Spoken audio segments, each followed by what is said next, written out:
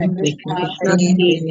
Krishna Hare Hare Krishna Hare Hare Rama Hare Rama Hare Rama Rama ഞാൻ Hare Rama Rama Rama Hare വിവരാമ तस्मै श्रीगुरवे नमः श्रीचैतन्यमनोदिष्टं स्थापितं भूतले स्वयं रूपकथामह्यं ददान्ति स्वपदान्तिकं वन्देकं श्रीगुरो श्रीयुधपद्कमलं श्रीगुरुं वैष्णवां च श्रीरूपं साग्रजातं सागणरघुनाथान्वितं तां सजीवं साद्वैतं सावधूतं परिजनसहितं श्रीकृष्णचैतन्यदेवं श्रीराधाकृष्णपादान् सगणललिता श्रीविशाखान्वितं च हे कृष्णा करुणा सिन्धो दीनबन्धो जगत्पदे गोपेश गोपिकान्ता राधाकान्ता नमोऽस्तुते तप्तकाञ्चन गौराङ्गी राधे वृन्दावनेश्वरी वृषभानुसुते देवी प्रणमामि हरिप्रिये वाञ्छाकल्पतरुभ्यश्च कृपा सिन्धुभ्येव च पतितानां पावनेभ्यो वैष्णवेभ्यो नमो नमः नमो ॐ विष्णुपादाय कृष्णप्रेष्ठाय भूतले श्रीमदे भक्तिवेदान्तस्वामिन् इति नामिनि नमस्ते सारस्वते देवे गौरवाणि प्रचारिणि निर्विशेष शून्यवादी पाशाद्यदेशतारिणि नमो ॐ विष्णुपादाय कृष्णप्रेष्ठाय भूतले श्रीमदे जयपदागस्वामिन् इति नामिनि नमाचार्यपादाय निताय कृपप्रदायिने गौरकदादामदाय नगरग्रामतारिणि जयो श्रीकृष्ण चैतन्य प्रभो नित्यानन्द श्री अद्वैत गदाधर श्रीवासादि गौरभक्तवृन्द हरे कृष्ण कृष्ण कृष्ण हरे हरे हरे राम राम राम हरे हरे ഹരേ കൃഷ്ണ. ശ്രീ രാധാഗോവിന്ദ് ടെമ്പിളിന്റെ കീഴിലുള്ള ഭഗവത്ഗീത പഠനത്തിലേക്ക് എല്ലാവർക്കും സ്വാഗതം. ഹരേ കൃഷ്ണ ഹരേ കൃഷ്ണ, എല്ലാവർക്കും പ്രണാമം. അപ്പൊ നമ്മള് കഴിഞ്ഞ അധ്യായത്തിൽ എന്താ പഠിച്ചത്? ഇപ്പൊ 8ാമത്തെ അധ്യായമാണ് നമ്മൾ പഠിക്കാൻ പോകുന്നത്, പരമപദപ്രാപ്തി എന്ന് പറഞ്ഞിട്ടുള്ളത്.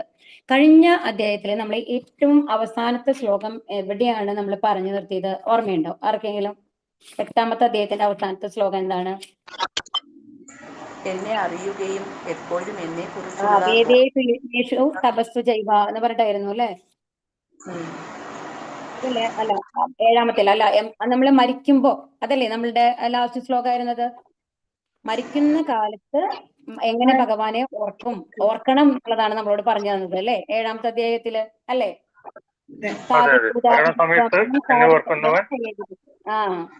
എന്നെ അറിയുകയും എപ്പോഴും എന്നെ കുറിച്ചുള്ള ബോധം പുലർത്തുകയും ചെയ്യുന്നവർ ഭൗതിക പ്രപഞ്ചങ്ങളുടെയും ദേവന്മാരുടെയും സർവ്വയജ്ഞങ്ങളുടെയും നിയന്താവായ ഭഗവാനാണ് ഞാനെന്ന് അറിയുന്നവർ മരണസമയത്ത് പോലും എന്നെ സ്മരിക്കും എന്നാണ് പറഞ്ഞത് അല്ലെ?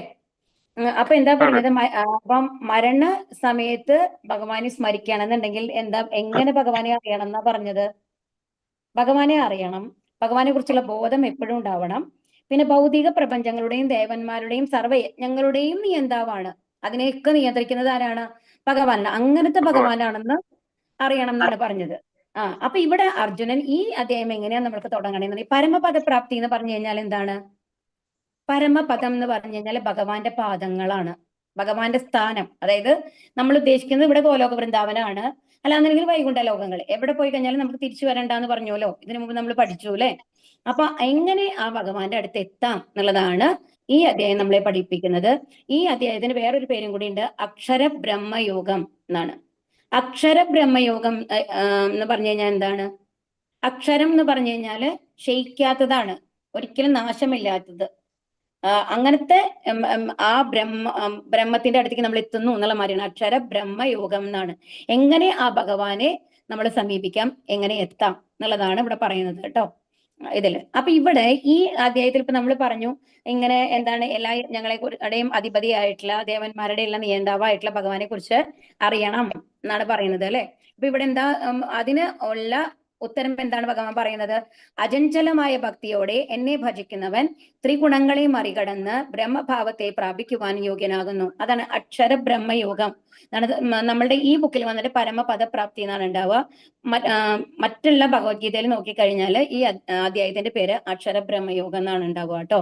അതാണ് ബ്രഹ്മഭാവത്തെ പ്രാപിക്കുവാൻ യോഗ്യനാകുന്നു എന്നുള്ളത് ഇവിടെ കൊടുത്തിട്ടുള്ളത്. അചഞ്ചലമായ ഭക്തിയോടെ, അചഞ്ചലം എന്ന് പറഞ്ഞാൽ എന്താണ്? അചഞ്ചലം എന്ന് പറഞ്ഞാൽ എന്താ അർത്ഥം എന്നറിയോ? ചഞ്ചലം എന്ന് പറഞ്ഞു കഴിഞ്ഞാൽ മാറിക്കൊണ്ടിരിക്കുന്നത്. അതായത് ഒരു മിനിറ്റില് ഒന്ന് മാതിരി തോന്നും, അത് കഴിഞ്ഞ പിന്നെ തോന്നും അത് ശരിയല്ല എന്ന് തോന്നും, അത് കഴിഞ്ഞ വീണ്ടും തോന്നും അല്ല അതന്നെയായിരുന്നു ശരിയെന്ന് തോന്നും. അങ്ങനത്തെ ആ ഒരു മാനസികാവസ്ഥയുണ്ടല്ലോ, എപ്പോഴും മാറിക്കൊണ്ടിരിക്കുന്നതാണ് ചഞ്ചലം എന്ന് പറയുന്നത്. അചഞ്ചലം എന്ന് പറയുമ്പോൾ സ്ഥിരമായിട്ടുള്ളത്, ഒരു വ്യത്യാസവും ഇല്ല.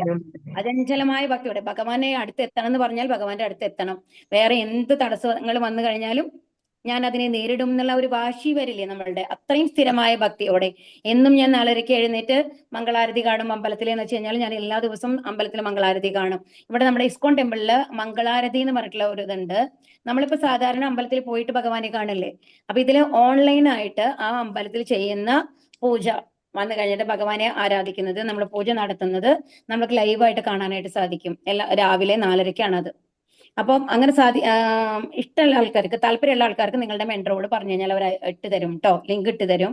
രാവിലെ 4:30 4:30 എഴുന്നേൽക്കുന്ന ആൾക്കാരാണെങ്കിൽ അതിനെ കുളിക്കണം, അതിനെല്ലാം ഭയങ്കര ശുദ്ധിയോടുകൂടി കാണണമെന്നൊന്നുമില്ല. ഭഗവാനെ നമ്മൾ കണി കാണുമ്പോൾ എങ്ങനെയാണ് ഒരു വിഷുവിന് നമ്മൾ നേരെ എഴുന്നേറ്റ് കണി കാണുകയല്ലേ ചെയ്യുന്നത്, അതുപോലെ ഭഗവാനെ ഡെയിലി കണി കാണുന്ന ആഗ്രഹമുള്ള ആൾക്കാർക്ക് രാധാഗോവിന്ദ നല്ല ഭംഗിയാണ് കേട്ടോ കാണാനായിട്ട്. രാധാഗോവിന്ദനെ കാണാൻ നല്ല ഭംഗിയാണ്. അത് പൂജയും നന്നായിട്ടുണ്ടാവും കാണാനായിട്ട്. പിന്നെ ഒരു നരസിംഹാരതി ഉണ്ടാവും, പിന്നെ തുളസിക്കും ഒരു ആരതി ഉണ്ടാവും, ശിശാഷ്ടകം. അങ്ങനെ ഒരു കുറച്ച് നേരം, ഒരു 4 തൊട്ട് 5:15 വരെയാണ്. അത് തുടക്കത്തിലെങ്കിലും നിങ്ങൾക്ക് കാണാം, രാധാഗോവിന്ദനെ കാണാം. ശരിക്കും പറഞ്ഞാൽ ആ പൂജ ചെയ്യുന്നവര് ആരെയും നമുക്ക് കാണിക്കും ചെയ്യും, ഓൺലൈനായിട്ട് നമുക്ക് കാണിക്കും. നമ്മൾക്ക് ആ ആരതി ശരിക്കും മനസ്സുകൊണ്ട് നമുക്ക് പ്രാർത്ഥിച്ചെടുക്കാം, ആരതി എടുക്കാം കേട്ടോ. അങ്ങനെ അപ്പൊ അങ്ങനെ താല്പര്യമുള്ള ആൾക്കാര് നിങ്ങളുടെ മെന്റേഴ്സ് ഉണ്ടല്ലോ, അവരോട് പറഞ്ഞു കഴിഞ്ഞാൽ ഒരു ലിങ്ക് ഇട്ട് തരും കേട്ടോ, അനാനെ കാണുന്നുള്ളവർക്ക്. അപ്പൊ എന്താ പറയുന്നത്? അചഞ്ചലമായ ഭക്തിയോടെ ഭഗവാനെ ഭജിക്കുന്ന ആൾക്കാർക്ക് എന്ത് ചെയ്യാൻ പറ്റും? ഭഗവാന്റെ അടുത്ത് എത്താൻ പറ്റും എന്നാണ് ഇവിടെ പറയുന്നത്. അപ്പൊ ചോദ്യം നമ്മൾ കേട്ടു. എന്താ പറഞ്ഞത്? ആരെയാണ്? ഭഗവാനെ അറിയണം, ഭഗവാനെ കുറിച്ചുള്ള ബോധം ഉണ്ടാവണം, ഭൗതിക പ്രപഞ്ചങ്ങളുടെയും ദേവന്മാരുടെയും സർവ്വജ്ഞങ്ങളുടെയും നിയന്താവാണ് ഭഗവാൻ എന്നുള്ളതാണ് ഇപ്പൊ പറഞ്ഞത് അവസാനത്തെ ശ്ലോകത്തില്. അപ്പൊ അർജുനൻ ചോദിക്കുകയാണ്, ഇവിടെയാണ് തുടങ്ങുന്നത്. കിം തദ് ബ്രഹ്മ കിം അധ്യാത്മം കിം കർമ്മ പുരുഷോത്തമ അതിഭൂതം ച കിം പ്രോക്ത അതിദൈവം കിം ഉച്യതേ. അർജുനൻ ചോദിച്ചു, ഹേ പുരുഷോത്തമ, എന്താണ് ബ്രഹ്മം? ആത്മാവ് എന്താണ്? ഫലോദിഷ്ട കർമ്മം എന്നാൽ എന്ത്? ഭൗതിക പ്രപഞ്ചം എന്നും ദേവന്മാരെന്നും പറയപ്പെടുന്നവ എന്താണ്? അപ്പൊ ഇവിടെ ചോദിക്കുകയാണ്. അപ്പൊ പറഞ്ഞുല്ലോ എന്താണ്? ഭൗതിക പ്രപഞ്ചങ്ങളുടെയും ദേവന്മാരുടെയും ദേവനായിട്ടുള്ള സർവ്വയജ്ഞങ്ങളുടെയും നിയന്താവായിട്ടുള്ള ഭഗവാനാണെന്ന് പറയുമ്പോൾ അതൊക്കെ എന്താണ് ചോദിക്കുകയാണ്. എന്താണ് ബ്രഹ്മം എന്ന് പറഞ്ഞാല്? അപ്പൊ ഈ 7ാമത്തെ ചോദ്യം എവിടെയാണോ അവസാനിക്കുന്നത് അവിടെ നിന്ന് അർജുനന് വന്ന സംശയമാണിത്. അപ്പൊ അർജുനൻ ചോദിക്കുകയാണ്, അപ്പൊ ബ്രഹ്മം എന്ന് പറഞ്ഞാൽ എന്താണ്? ആത്മാവ് എന്ന് പറഞ്ഞാൽ ശരിക്കും ആത്മാവ് എന്റെ പ്രകൃതി എന്താണ് എന്നാണ് കേട്ടോ ഇവിടെ ചോദ്യം ശരിക്കും വരേണ്ടത്. ആത്മാവിന്റെ പ്രകൃതി എന്താണ്? ഫലോദിഷ്ട കർമ്മം എന്നാൽ എന്താണ്? ഭൗതിക പ്രപഞ്ചമെന്നും ദേവന്മാരെന്നും പറയപ്പെടുന്നവ എന്താണ് ചോദിക്കുകയാണ്. ആ പറഞ്ഞുല്ലോ അവർക്ക് ആ രീതിയിൽ ഭഗവാനെ അറിയണം. അപ്പൊ എങ്ങനെയാണ് ആ രീതിയിൽ ഭഗവാനെ അറിയുക എന്ന് ചോദിക്കുകയാണ് അർജുനൻ. ഇനി വീണ്ടും ഉണ്ട് അടുത്ത ചോദ്യം. ചോദ്യം കഴിഞ്ഞിട്ടില്ല. അതി യജ്ഞ കഥം കോത ദേഹേസ്മിൻ മധുസൂദന പ്രയാണകാലേ ച കഥം ജ്ഞേയോസി നിയതാത്മഭിഹി. മധുസൂദന, ആരാണ് യജ്ഞദേവത? ഈ ശരീരത്തിൽ അദ്ദേഹം എവിടെ കുടികൊള്ളുന്നു? സർവ്വയജ്ഞങ്ങളുടെയും നിയന്താവായ ഭഗവാൻ എന്ന് പറഞ്ഞു അല്ലെ, അതിനുള്ള ചോദ്യമാണ് ഇവിടെ. ആരാണ് യജ്ഞദേവത? ഈ ശരീരത്തിൽ അദ്ദേഹം എങ്ങനെ കുടികൊള്ളുന്നു? ഭക്തിയുത സേവന നിരതരായവർക്ക് മരണവേളയിൽ അങ്ങയെ എങ്ങനെ അറിയാൻ കഴിയും? അപ്പൊ എന്താ പറഞ്ഞത്? അങ്ങനെ ഭഗവാൻ എന്നുള്ള ലെവലിൽ എന്നെ അറിയുന്ന ആൾക്കാർക്ക് മരണവേളയിൽ എന്നെ സ്മരിക്കാൻ കഴിയും എന്നാണ് ആ ശ്ലോകത്തിൽ പറഞ്ഞത് അല്ലെ. അപ്പൊ ഇവിടെ അർജുനൻ ചോദിക്കുകയാണ്, ഭക്തിയുത സേവന നിരതരായവർക്ക് മരണവേളയിൽ അങ്ങയെ എങ്ങനെയാണ് സ്മരിക്കാൻ കഴിയുക? സ്മരിക്കാൻ കഴിയും എന്ന് പറഞ്ഞല്ലോ, പക്ഷെ എങ്ങനെയാണെന്ന് പറഞ്ഞു തരൂ എന്ന് പറയാണ്. അപ്പൊ ഒരു 7-8 ചോദ്യങ്ങളുണ്ട് അർജുനൻ ഇവിടെ ചോദിക്കുന്നത്. ഇമ്പോർട്ടന്റ് ആയിട്ടുള്ള ചോദ്യങ്ങളാണ്. ആദ്യത്തെ ചോദ്യം എന്തായിരുന്നു? ബ്രഹ്മം എന്നാൽ എന്താണ്? അടുത്തത് എന്താണ്? ആത്മാവിന്റെ പ്രകൃതി. ആത്മാവിന്റെ പ്രകൃതി ശരിക്കും പറഞ്ഞാൽ അത് അങ്ങനെയാണ് നമുക്ക് ആൻസർ വരിക കേട്ടോ. ആത്മാവ് എന്നാൽ എന്താന്ന് ഉദ്ദേശിക്കുന്നത് ആത്മാവിന്റെ പ്രകൃതി എന്താണ് എന്നുള്ളതാണ്. ഇനി ഫലോദിഷ്ട കർമ്മം എന്ന് പറഞ്ഞാൽ എന്താണ്? നമ്മൾ ഈ നമ്മളുടെ ഇതിന് വേണ്ടിയിട്ട് ചെയ്യുന്ന കർമ്മങ്ങൾ എന്താണ്? ഫലോദിഷ്ട കർമ്മം, ഫലം ഉദ്ദേശിച്ച് ചെയ്യുന്ന കർമ്മങ്ങൾ എന്ന് പറഞ്ഞാൽ എന്താണ്? ഇനി ഭൗതിക പ്രപഞ്ചം എന്ന് പറഞ്ഞാൽ എന്താണ്? അതുപോലെ ദേവന്മാര് എന്ന് പറയുന്നത് ആരാണ്? ഇതൊക്കെയാണ് ചോദ്യം, ആദ്യത്തെ ചോദ്യം കേട്ടോ. പിന്നെ ആദ്യത്തെ സെക്ഷൻ. രണ്ടാമത്തെ ചോദ്യത്തിൽ എന്താണ് പറയുന്നത്? രണ്ടാമത്തെ ഇതിലാണ് ദേവത എന്ന് പറഞ്ഞത് ആരാണ്, അദ്ദേഹം എവിടെയാണുള്ളത്, പിന്നെ ഭക്തി സേവനം ചെയ്യുന്ന ആൾക്കാർക്ക് മരണവേളയിൽ എങ്ങനെയാണ് സ്മരിക്കാൻ കഴിയുക എന്നുള്ളതാണ്. അപ്പൊ ഈ ചോദ്യങ്ങൾക്കുള്ള ഉത്തരാണ് ഈ അധ്യായം എന്ന് പറയുന്നത്. അപ്പൊ തന്നെ നമ്മൾക്ക് അറിയാം എന്തെന്നാണ് പറയുന്നത്. അതുകൊണ്ടാണ് പരമപദപ്രാപ്തി എന്ന് വന്നിട്ടുള്ളത്. അപ്പൊ അതിലെന്താ പറഞ്ഞത്? അങ്ങനെയുള്ള ആൾക്കാർക്ക് മരണവേളയിലും എന്നെ സ്മരിക്കാൻ കഴിയും എന്നുള്ളതാണ് പറഞ്ഞത് അല്ലെ. അപ്പൊ അങ്ങനെ സ്മരിച്ചു കഴിഞ്ഞാൽ എന്താ ഉണ്ടാവുക? ഭഗവാന്റെ അടുത്തേക്ക് പോവാം എന്നുള്ളതാണ് ഇവിടെ പറയുന്നത്. പരമപദം പ്രാപിക്കാനായിട്ട് സാധിക്കും എന്നുള്ളത്. ശ്രീ ഭഗവാനുവാച.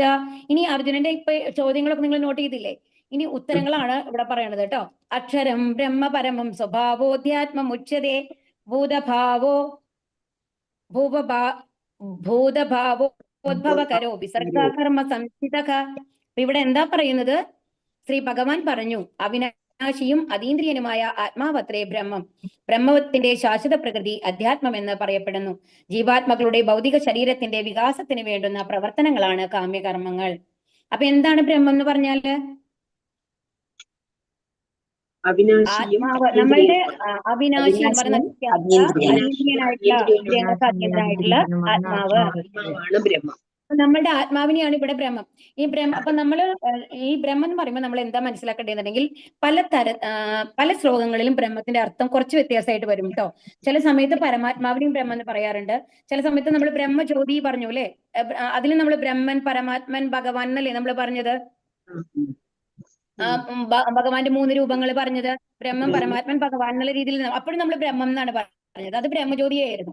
ഇവിടെ അത് വ്യത്യാസമുണ്ട്. ഇവിടെ എന്താ പറയുന്നത്? അപ്പൊ ആ ശ്ലോകത്തിനനുസരിച്ച് നമ്മൾക്ക് അർത്ഥം കറക്റ്റ് ആയിട്ട് മനസ്സിലാവണം. അപ്പോ എന്താണ് ഇവിടെ പറയുന്നത്? ആത്മാവിനെയാണ് ബ്രഹ്മം എന്ന് പറയുന്നത് നമ്മളുടെ. ഓക്കെ.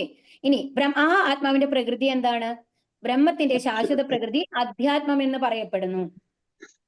എന്താണ് അധ്യാത്മം എന്ന് പറഞ്ഞു അതുകൊണ്ട് ഉദ്ദേശിക്കുന്നത്? അധ്യാത്മം എന്ന് പറഞ്ഞു കഴിഞ്ഞാല് ഭഗവാന്റേതിന് തുല്യമായിട്ടുള്ളത്, നമ്മുടെ ഈ ഭൗതിക ലോകവുമായിട്ട് ബന്ധപ്പെട്ടതല്ല. അതായത് ശാശ്വത പ്രകൃതിയാണ് അതിന്റെ. ശാശ്വത പ്രകൃതി എന്ന് പറഞ്ഞു കഴിഞ്ഞാൽ എറ്റേണൽ എന്ന് പറഞ്ഞാൽ ഒരിക്കലും നശിക്കാത്തതാണ് അല്ലെ, അവിനാശിയാണ്, അതീന്ദ്രിയനാണ്. അപ്പൊ ഭഗവാന്റെ എല്ലാ ഗുണങ്ങളും അതിന്റെ ചെറിയ തോതിലുള്ളതാണ് ആരെന്ന് പറയുന്നത്?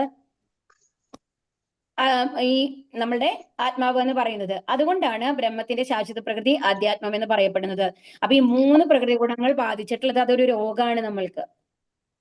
ഇപ്പൊ നമ്മൾക്ക് ജോണ്ടിസ് വന്നു എന്ന് വെച്ചോളൂ, മഞ്ഞപ്പിത്തം വന്നു, എന്നാൽ വായിൽ ഒന്നിനും രുചി ഉണ്ടാവില്ല, എല്ലാം കഴിക്കണ മാതിരിയാണ് നമ്മൾക്ക് ഉണ്ടാവുക. അത് നമ്മുടെ യഥാർത്ഥത്തിലുള്ള നാവിന്റെ സ്വഭാവമാണോ? നമ്മുടെ സ്വഭാവമാണോ? അല്ല. ആ രോഗമാണ് നമ്മളിൽ കാണുന്നത്, വായോണ്ട് കഴിക്കുന്നത്. അത് ശരിക്കും നമ്മുടെ പ്രകൃതിയിൽ എന്താണ്? നമ്മൾക്ക് അറിയാം, പഞ്ചസാര കൊടുത്തു കഴിഞ്ഞാൽ വായിൽ വെച്ച് കഴിഞ്ഞാൽ മധുരാണ് നമ്മൾക്ക് അറിയും അല്ലേ. കയ്പയ്ക്കാണെങ്കിൽ കയ്പാണെന്ന് അറിയും. അതുപോലെ പച്ചമാങ്ങയാണെങ്കിൽ പുളിയാണെന്ന് അറിയും. ഇതൊക്കെ നമ്മൾക്ക് അറിയുന്നുണ്ട്. അതാണ് നമ്മുടെ യഥാർത്ഥ പ്രകൃതി. പക്ഷെ നമുക്കൊരു അസുഖം വന്നാലോ, നല്ല പനിയൊക്കെ വന്നു കഴിഞ്ഞാലും വായിൽ എന്ത് വെച്ച് കഴിഞ്ഞാലും അതിനൊരു സ്വാദം ഉണ്ടാവില്ല അല്ലെ, കഴിക്കണ മാതിരിയാണ് നമ്മൾക്ക് തോന്നുക ഒരുമാതിരി. അപ്പം അതെന്ന് പറയുന്നത് നമ്മുടെ രോഗാവസ്ഥയാണ്, നമ്മുടെ യഥാർത്ഥ അവസ്ഥയല്ല. അതാണ് നമ്മൾ ഇവിടെ മനസ്സിലാക്കേണ്ടത്. അപ്പൊ നമ്മുടെ യഥാർത്ഥ പ്രകൃതി എന്ന് പറയുന്നത് ഭഗവാന്റേതിന് തുല്യമായിട്ടുള്ള ഒരു പ്രകൃതിയാണ്. അതാണ് അധ്യാത്മം കേട്ടോ. ഇനി ജീവാത്മാക്കളുടെ ഭൗതിക ശരീരത്തിന്റെ വികാസത്തിന് വേണ്ടുന്ന പ്രവർത്തനങ്ങളാണ് കാമ്യകർമ്മങ്ങൾ. ഇനി അടുത്തത് എന്താ പറയുന്നത്? ഇനി ഇവിടെ ഇനി ഭൗതിക കർമ്മങ്ങൾ എന്ന് പറഞ്ഞാൽ എന്താണ്? ഭൗതിക പ്രപഞ്ചം എന്ന് പറഞ്ഞാൽ എന്താണ് എന്നാണ് ചോദിച്ചത് അല്ലെ. അപ്പൊ നമ്മൾ കാമ്യകർമ്മങ്ങൾ എന്ന് പറഞ്ഞത് എന്താണ്? നമ്മുടെ ശരീരത്തിന്റെ വികസനത്തിന്, അതായത് നമ്മുടെ ശരീരത്തിന് നിലനിർത്താൻ വേണ്ടിയിട്ട് നമ്മൾ എന്തൊക്കെ പ്രവർത്തനങ്ങൾ ചെയ്യുന്നുണ്ടോ അതെല്ലാമാണ് എന്തെന്ന് പറയുന്നത്? കാമ്യകർമ്മങ്ങൾ എന്ന് പറയുന്നത്. ഇത് ഉള്ളിലത്തെ ആത്മാവിന്റെ കാര്യമല്ല പറയുന്നത്, ഭൗതിക ശരീരത്തിന്റെ എടുത്ത് പറഞ്ഞിട്ടുണ്ട് കേട്ടോ. ഭൗതിക ശരീരം നിലനിർത്താൻ നമ്മൾ പണിയെടുക്കണം അല്ലേ, നമ്മൾ അതിനെ നിലനിർത്തണ്ടേ. അപ്പൊ അതിനു വേണ്ടി ചെയ്യുന്ന പ്രവർത്തനങ്ങളാണ് കാമ്യകർമ്മങ്ങൾ എന്ന് പറയുന്നത്. ഇനി അടുത്ത ചോദ്യങ്ങളുടെ ഉത്തരങ്ങളാണ് വരുന്നത് കേട്ടോ. അതിഭൂതം ക്ഷരോഭാവക പുരുഷശ്ചാതി ദൈവതം അതിയജ്ഞോഹമേവാത്ര ദേഹേ ദേഹഭൃതാംബര. ഹേ ശരീരം കൈക്കൊണ്ടവരിൽ ശ്രേഷ്ഠനായവനെ, എപ്പോഴും മാറിക്കൊണ്ടിരിക്കുന്ന ഭൗതിക പ്രകൃതിയാണ് അതിഭൂതം, പ്രത്യക്ഷ പ്രപഞ്ചം. സൂര്യനെയും ചന്ദ്രനെയും ദേവന്മാരെയും ഉൾക്കൊള്ളുന്ന ഭഗവാന്റെ വിശ്വരൂപം അതിദൈവമെന്നും സകല ശരീരങ്ങളുടെയും ഹൃദയത്തിൽ വാണരുളുന്ന പരമാത്മാവായ ഞാൻ അതിയജ്ഞനെന്നും പറയപ്പെടുന്നു. അപ്പൊ ഇനി എന്താണ് ഇനി അടുത്ത 4ാമത്തെ ക്വസ്റ്റ്യൻ എന്തായിരുന്നു? ഭൗതിക പ്രപഞ്ചം. അപ്പൊ ആദ്യത്തെ എന്താണ് പറഞ്ഞത്? ബ്രഹ്മം. ബ്രഹ്മം എന്ന് പറയുന്നത് നമ്മുടെ ആത്മാവാണ്. ആത്മാവിന്റെ പ്രകൃതി എന്താണ്? അധ്യാത്മ പ്രകൃതിയാണ് അല്ലെ? ആ, അധ്യാത്മ പ്രകൃതിയാണ്. അതായത് ഭഗവാന്റെ അതേ പ്രകൃതിയാണ് നമ്മൾക്കുള്ളത്. ഇനി ഫലോദിഷ്ട കർമ്മം എന്ന് പറഞ്ഞ എന്താണ്? നമ്മുടെ ശരീരത്തിനെ, ഭൗതിക ശരീരത്തിനെ നിലനിർത്താൻ വേണ്ടി നമ്മൾ ചെയ്യുന്ന കർമ്മങ്ങളാണ് എന്തെന്ന് പറയുന്നത്? കാമ്യകർമ്മങ്ങൾ അല്ലെങ്കിൽ ഫലോദിഷ്ട കർമ്മം എന്ന് പറയുന്നത് കേട്ടോ. ഇനി അടുത്ത ക്വസ്റ്റ്യൻ എന്തായിരുന്നു? ഭൗതിക പ്രപഞ്ചം എന്നും ദേവന്മാരെന്നും പറയപ്പെടുന്നവ എന്താണെന്നുള്ളതാണ് അടുത്ത ക്വസ്റ്റ്യൻ. അതിന്റെ ഉത്തരാണ് ഇവിടെ പറയുന്നത്. എന്താണ്? എപ്പോഴും മാറിക്കൊണ്ടിരിക്കുന്ന ഭൗതിക പ്രകൃതിയാണ് അതിഭൂതം അല്ലെങ്കിൽ ഭൗതിക പ്രപഞ്ചം എന്ന് പറയുന്നത്. പ്രത്യക്ഷ പ്രപഞ്ചം എന്ന് പറയുന്നത്, ഭൗതിക പ്രപഞ്ചം എന്ന് പറയുന്നത് ഒക്കെ ഒന്നാണ് കേട്ടോ. നമ്മുടെ ചുറ്റുമുള്ള പ്രപഞ്ചം, പ്രകൃതിയാണ് എന്തെന്ന്? അതിഭൂതം. അല്ലാന്നുണ്ടെങ്കിൽ ഭൗതിക പ്രപഞ്ചം എന്ന് പറയുന്നത്. നമ്മളുടെ ഈ എന്താണ് മലകളും എല്ലാം അല്ലെ, നമ്മൾ ചുറ്റും കാണുന്ന ആ ഭൗതിക പ്രകൃതി അത് എപ്പോഴും മാറിക്കൊണ്ടിരിക്കും. ഒരു സമയത്ത് നമ്മുടെ കാലാവസ്ഥ എപ്പോഴും മാറിക്കൊണ്ടിരിക്കും അല്ലെ. രാവിലെ നമ്മൾ ഉദിക്കുമ്പോൾ എന്താണ്? നമ്മൾക്ക് വെളിച്ചമുണ്ട്. വൈകുന്നേരം ആകുമ്പോഴേക്കും അതിന്റെ അവസ്ഥ മാറി. അതുപോലെ തന്നെ കാലാവസ്ഥകളെ മാറിക്കൊണ്ടിരിക്കുന്നു. ഇപ്പൊ ചൂടുകാലാണ്, അത് കഴിഞ്ഞാൽ തണുപ്പ് കാലം ഉണ്ടാവും, അത് കഴിഞ്ഞാൽ മഴക്കാലം ഉണ്ടാവും. എല്ലാം എപ്പോഴും മാറിക്കൊണ്ടിരിക്കും അല്ലെ, ഭൗതിക പ്രകൃതി എന്ന് പറയുന്നത്. അപ്പൊ അതിനെയാണ് എന്തെന്ന് പറയുന്നത്? ഭൗതിക പ്രപഞ്ചം അല്ലെങ്കിൽ പ്രത്യക്ഷ പ്രപഞ്ചം എന്ന് പറയുന്നത്. അതിന് പറയുന്ന വേറെ പേരാണ് അതിഭൂതം എന്ന് പറയുന്നത് കേട്ടോ. ശ്രദ്ധിച്ചോളൂ, ഈ അതിഭൂതമൊക്കെ നമുക്ക് ഇനിയും വരുന്നുണ്ട് അങ്ങനത്തെ വാക്കുകൾ. സൂര്യനെയും ചന്ദ്രനെയും ദേവന്മാരെയും ഉൾക്കൊള്ളുന്ന ഭഗവാന്റെ വിശ്വരൂപം അതിദൈവം. ഇനി എന്താണ് ദേവന്മാർ എന്ന് പറയുന്നത്? ആരാണെന്നാണ് ചോദിച്ചത് ഇവിടെ. ഓക്കെ, അപ്പൊ ദേവന്മാർ ശരിക്കും ആരാണ്? ഭഗവാന്റെ ദേഹത്തിലുള്ള അവയവ തുല്യമായിട്ടുള്ള ഇതാണ് നമ്മളുടെ ദേവന്മാരെന്നൊക്കെ പറയുന്നത്. അപ്പൊ ഇവിടെ എടുത്തു പറയുന്നുണ്ട് കണ്ടോ, സൂര്യനെയും ചന്ദ്രനെയും ദേവന്മാരെയും ഉൾക്കൊള്ളുന്ന ഭഗവാന്റെ വിശ്വരൂപം അതിദൈവം. അപ്പൊ ഈ ദേവന്മാരൊക്കെ എവിടെയുള്ളത്? ഭഗവാന്റെ ദേഹത്തിലാണുള്ളത്. ആ എല്ലാം നമ്മൾ ഈ ഭൗതിക പ്രപഞ്ചവും ആത്മീയ ലോകവും അതുപോലെ തന്നെ ഈ ദേവന്മാരും എല്ലാം ഉള്ള ഒരു ഭഗവാന്റെ രൂപമുണ്ട്. ആ രൂപമാണ് വിശ്വരൂപം എന്ന് പറയുന്നത്. 11ാമത്തെ അധ്യായത്തിൽ ഭഗവാൻ അത് അർജുനന് കാണിച്ചു കൊടുക്കുന്നുണ്ട്. അപ്പൊ നമ്മൾ വിസ്തരിച്ച് അതിനെക്കുറിച്ച് പറയും കേട്ടോ. അപ്പൊ അതിനാണ്, അപ്പൊ ഭഗവാന്റെ രൂപത്തിലാണ് ആരൊക്കെ ഉള്ളത്? നമ്മൾ ഈ ആരാധിക്കുന്ന ഗണപതിയാവട്ടെ, ശിവനാവട്ടെ, എല്ലാ ദേവതമാരും, ദുർഗയാവട്ടെ, എല്ലാ ദേവതമാരും ആരുടെ ദേഹത്തിലാണുള്ളത്? ഭഗവാന്റെ ദേഹത്തിൽ. അപ്പൊ ആ ഭഗവാന്റെ രൂപത്തിന് എന്താ പറയുന്നത്? വിശ്വരൂപം. അപ്പൊ അതാണ് അതിദൈവം, അതാണ് വിശ്വരൂപം. അതിദൈവമാണ് വിശ്വരൂപം എന്ന് പറയാം കേട്ടോ. ഇനി സകല ശരീരങ്ങളുടെയും ഹൃദയത്തിൽ വാണരുളുന്ന പരമാത്മാവായ ഞാൻ അതിയജ്ഞൻ എന്നറിയപ്പെടുന്നു. ഇനി അവസാനത്തെ ചോദ്യം എന്തായിരുന്നു? യജ്ഞദേവത ആരാണ് എന്നുള്ളൊരു ചോദ്യം ഉണ്ടായിരുന്നു അല്ലെ. ആരാണ് യജ്ഞദേവത? ഈ ശരീരത്തിൽ അദ്ദേഹം എങ്ങനെ കുടികൊള്ളുന്നു? ആരാണ് അപ്പൊ യജ്ഞദേവത? സകല ശരീരങ്ങളുടെയും ഹൃദയത്തിൽ കൃഷ്ണനാണ് അല്ലെ. സകല ശരീരം, അത് പരമാത്മാവാണ് പറയുന്നത്. ശരീരത്തിൽ അദ്ദേഹം എങ്ങനെ കുടികൊള്ളുന്നു എന്നാണ് ചോദിക്കുന്നത്. അതിന്റെ ഉത്തരാണത്. അതിയജ്ഞൻ എന്ന് പറയുന്നത്, യജ്ഞദേവത എന്ന് പറയുന്നത് കൃഷ്ണനാണ്. കൃഷ്ണൻ ഏത് രൂപത്തിലാണ് എല്ലാവരുടെ ശരീരത്തിൽ, എല്ലാവരുടെ ഹൃദയത്തിലുള്ളത്? ചതുർബാഹുവായിട്ടുള്ള വിഷ്ണു രൂപത്തില്, ക്ഷീരോദകസായ വിഷ്ണുവിന്റെ രൂപത്തിലാണ് പരമാത്മാവായിട്ട് എല്ലാവരുടെ ഉള്ളിലുള്ളത്. ചതുർബാഹു രൂപത്തിലാണ് കൃഷ്ണൻ എല്ലാവരുടെ ഹൃദയത്തിലുള്ളത് കേട്ടോ. അപ്പൊ എല്ലാ ചോദ്യത്തിന്റെ ഉത്തരം മനസ്സിലായില്ലേ? ഇതൊക്കെയാണ് ഉത്തരങ്ങൾ. അപ്പൊ ആദ്യത്തെ എന്താണ്? ബ്രഹ്മം എന്ന് പറഞ്ഞ എന്താണ്? നമ്മുടെ ആത്മാവാണ്. ആ ബ്രഹ്മത്തിന്റെ പ്രകൃതി എന്താണ്? അധ്യാത്മം എന്നുള്ളതാണ് അല്ലെ. ഭഗവാന്റേതിന് തുല്യമായിട്ടുള്ള ഒരു പ്രകൃതിയാണ് നമ്മൾക്കുള്ളത്. അത് ശാശ്വതമാണ്, അത് നശിക്കുന്നില്ല എന്നുള്ളതാണ് ആത്മാവിന്റെ പ്രകൃതി എന്ന് പറയുന്നത്. പിന്നെ 3ാമത്തെ ക്വസ്റ്റ്യൻ എന്തായിരുന്നു? എന്താണ് കാമ്യകർമ്മങ്ങൾ അല്ലെ. അത് എന്താണ്? നമ്മുടെ ശരീരം നിലനിർത്താൻ വേണ്ടി നമ്മൾ ചെയ്യുന്ന കർമ്മങ്ങളാണ് ഫലോദിഷ്ട കർമ്മങ്ങൾ അല്ലെങ്കിൽ കാമ്യകർമ്മങ്ങൾ എന്ന് പറയുന്നത്. ഇതായിരുന്നു 3ാമത്തെ ചോദ്യം. 4ാമത്തെ ചോദ്യം എന്തായിരുന്നു? ഭൗതിക പ്രകൃതി എന്ന് പറയുന്നത് എന്താണ് എന്നാണ്. എപ്പോഴും മാറിക്കൊണ്ടിരിക്കുന്ന ഭൗതിക പ്രകൃതിയാണ് ഭൗതിക പ്രപഞ്ചം അല്ലെങ്കിൽ അതിഭൂതം എന്ന് പറയുന്നത്. ഇനി എന്താണ്? ദേവതമാരും ഒക്കെ എവിടെയാണ് ഉള്ളത്? സൂര്യനെയും ചന്ദ്രനെയും ദേവന്മാരെയും ഉൾക്കൊള്ളുന്ന ഭഗവാന്റെ വിശ്വരൂപമാണ് അതിദൈവം എന്ന് പറയുന്നത്. യജ്ഞദേവത എന്ന് പറയുന്നത് ശ്രീകൃഷ്ണനാണ്. ആ ശ്രീകൃഷ്ണൻ എങ്ങനെയാണ് എല്ലാവരുടെ ഉള്ളിലും പരമാത്മാ രൂപത്തിലുള്ളത്? പരമാത്മാ രൂപത്തിലാണ് എല്ലാവരുടെ ഹൃദയത്തിലും ഉള്ളത്. ഏത് രൂപത്തിലാണ്? പരമാത്മാ രൂപത്തിലാണ് ഉള്ളത്. അത് ചതുർബാഹു വിഷ്ണു രൂപമാണ്. മനസ്സിലായില്ലേ? എല്ലാ ക്വസ്റ്റിന്റെയും ഉത്തരം നമ്മൾ പറഞ്ഞു കഴിഞ്ഞു കേട്ടോ. ഇനി അടുത്ത ക്വസ്റ്റ്യൻ എന്താണ്? ഇനി ഇമ്പോർട്ടന്റ് ആണ് കേട്ടോ. ഈ സ്ട്രോങ്ങിലൊക്കെ വളരെ ഇമ്പോർട്ടന്റ് ആയിട്ടുള്ള സ്ട്രോങ്ങിലാണ് നമ്മൾ പഠിക്കാൻ പോകുന്നത്. അന്ധകാലേച്ച മാമേവ സ്മരൻ മുക്ത്വാ കളേബരം യത്പ്രയാതി സമദ്ഭാവം യാതിനാത്യത്ര സംശയ. മരണസമയത്ത് എന്നെ തന്നെ സ്മരിച്ചുകൊണ്ട് ശരീരം ത്യജിക്കുന്നവൻ എന്റെ ഭാവത്തെ ഉടൻ തന്നെ പ്രാപിക്കും എന്നതിന് സംശയമില്ല. അപ്പൊ ഇനി അടുത്തത് എന്താണ് ഭഗവാൻ പറയുന്നത് എന്ന് കേൾക്കൂ. എന്താ പറയുന്നത്? അന്ധകാലേച്ച മാമേവ.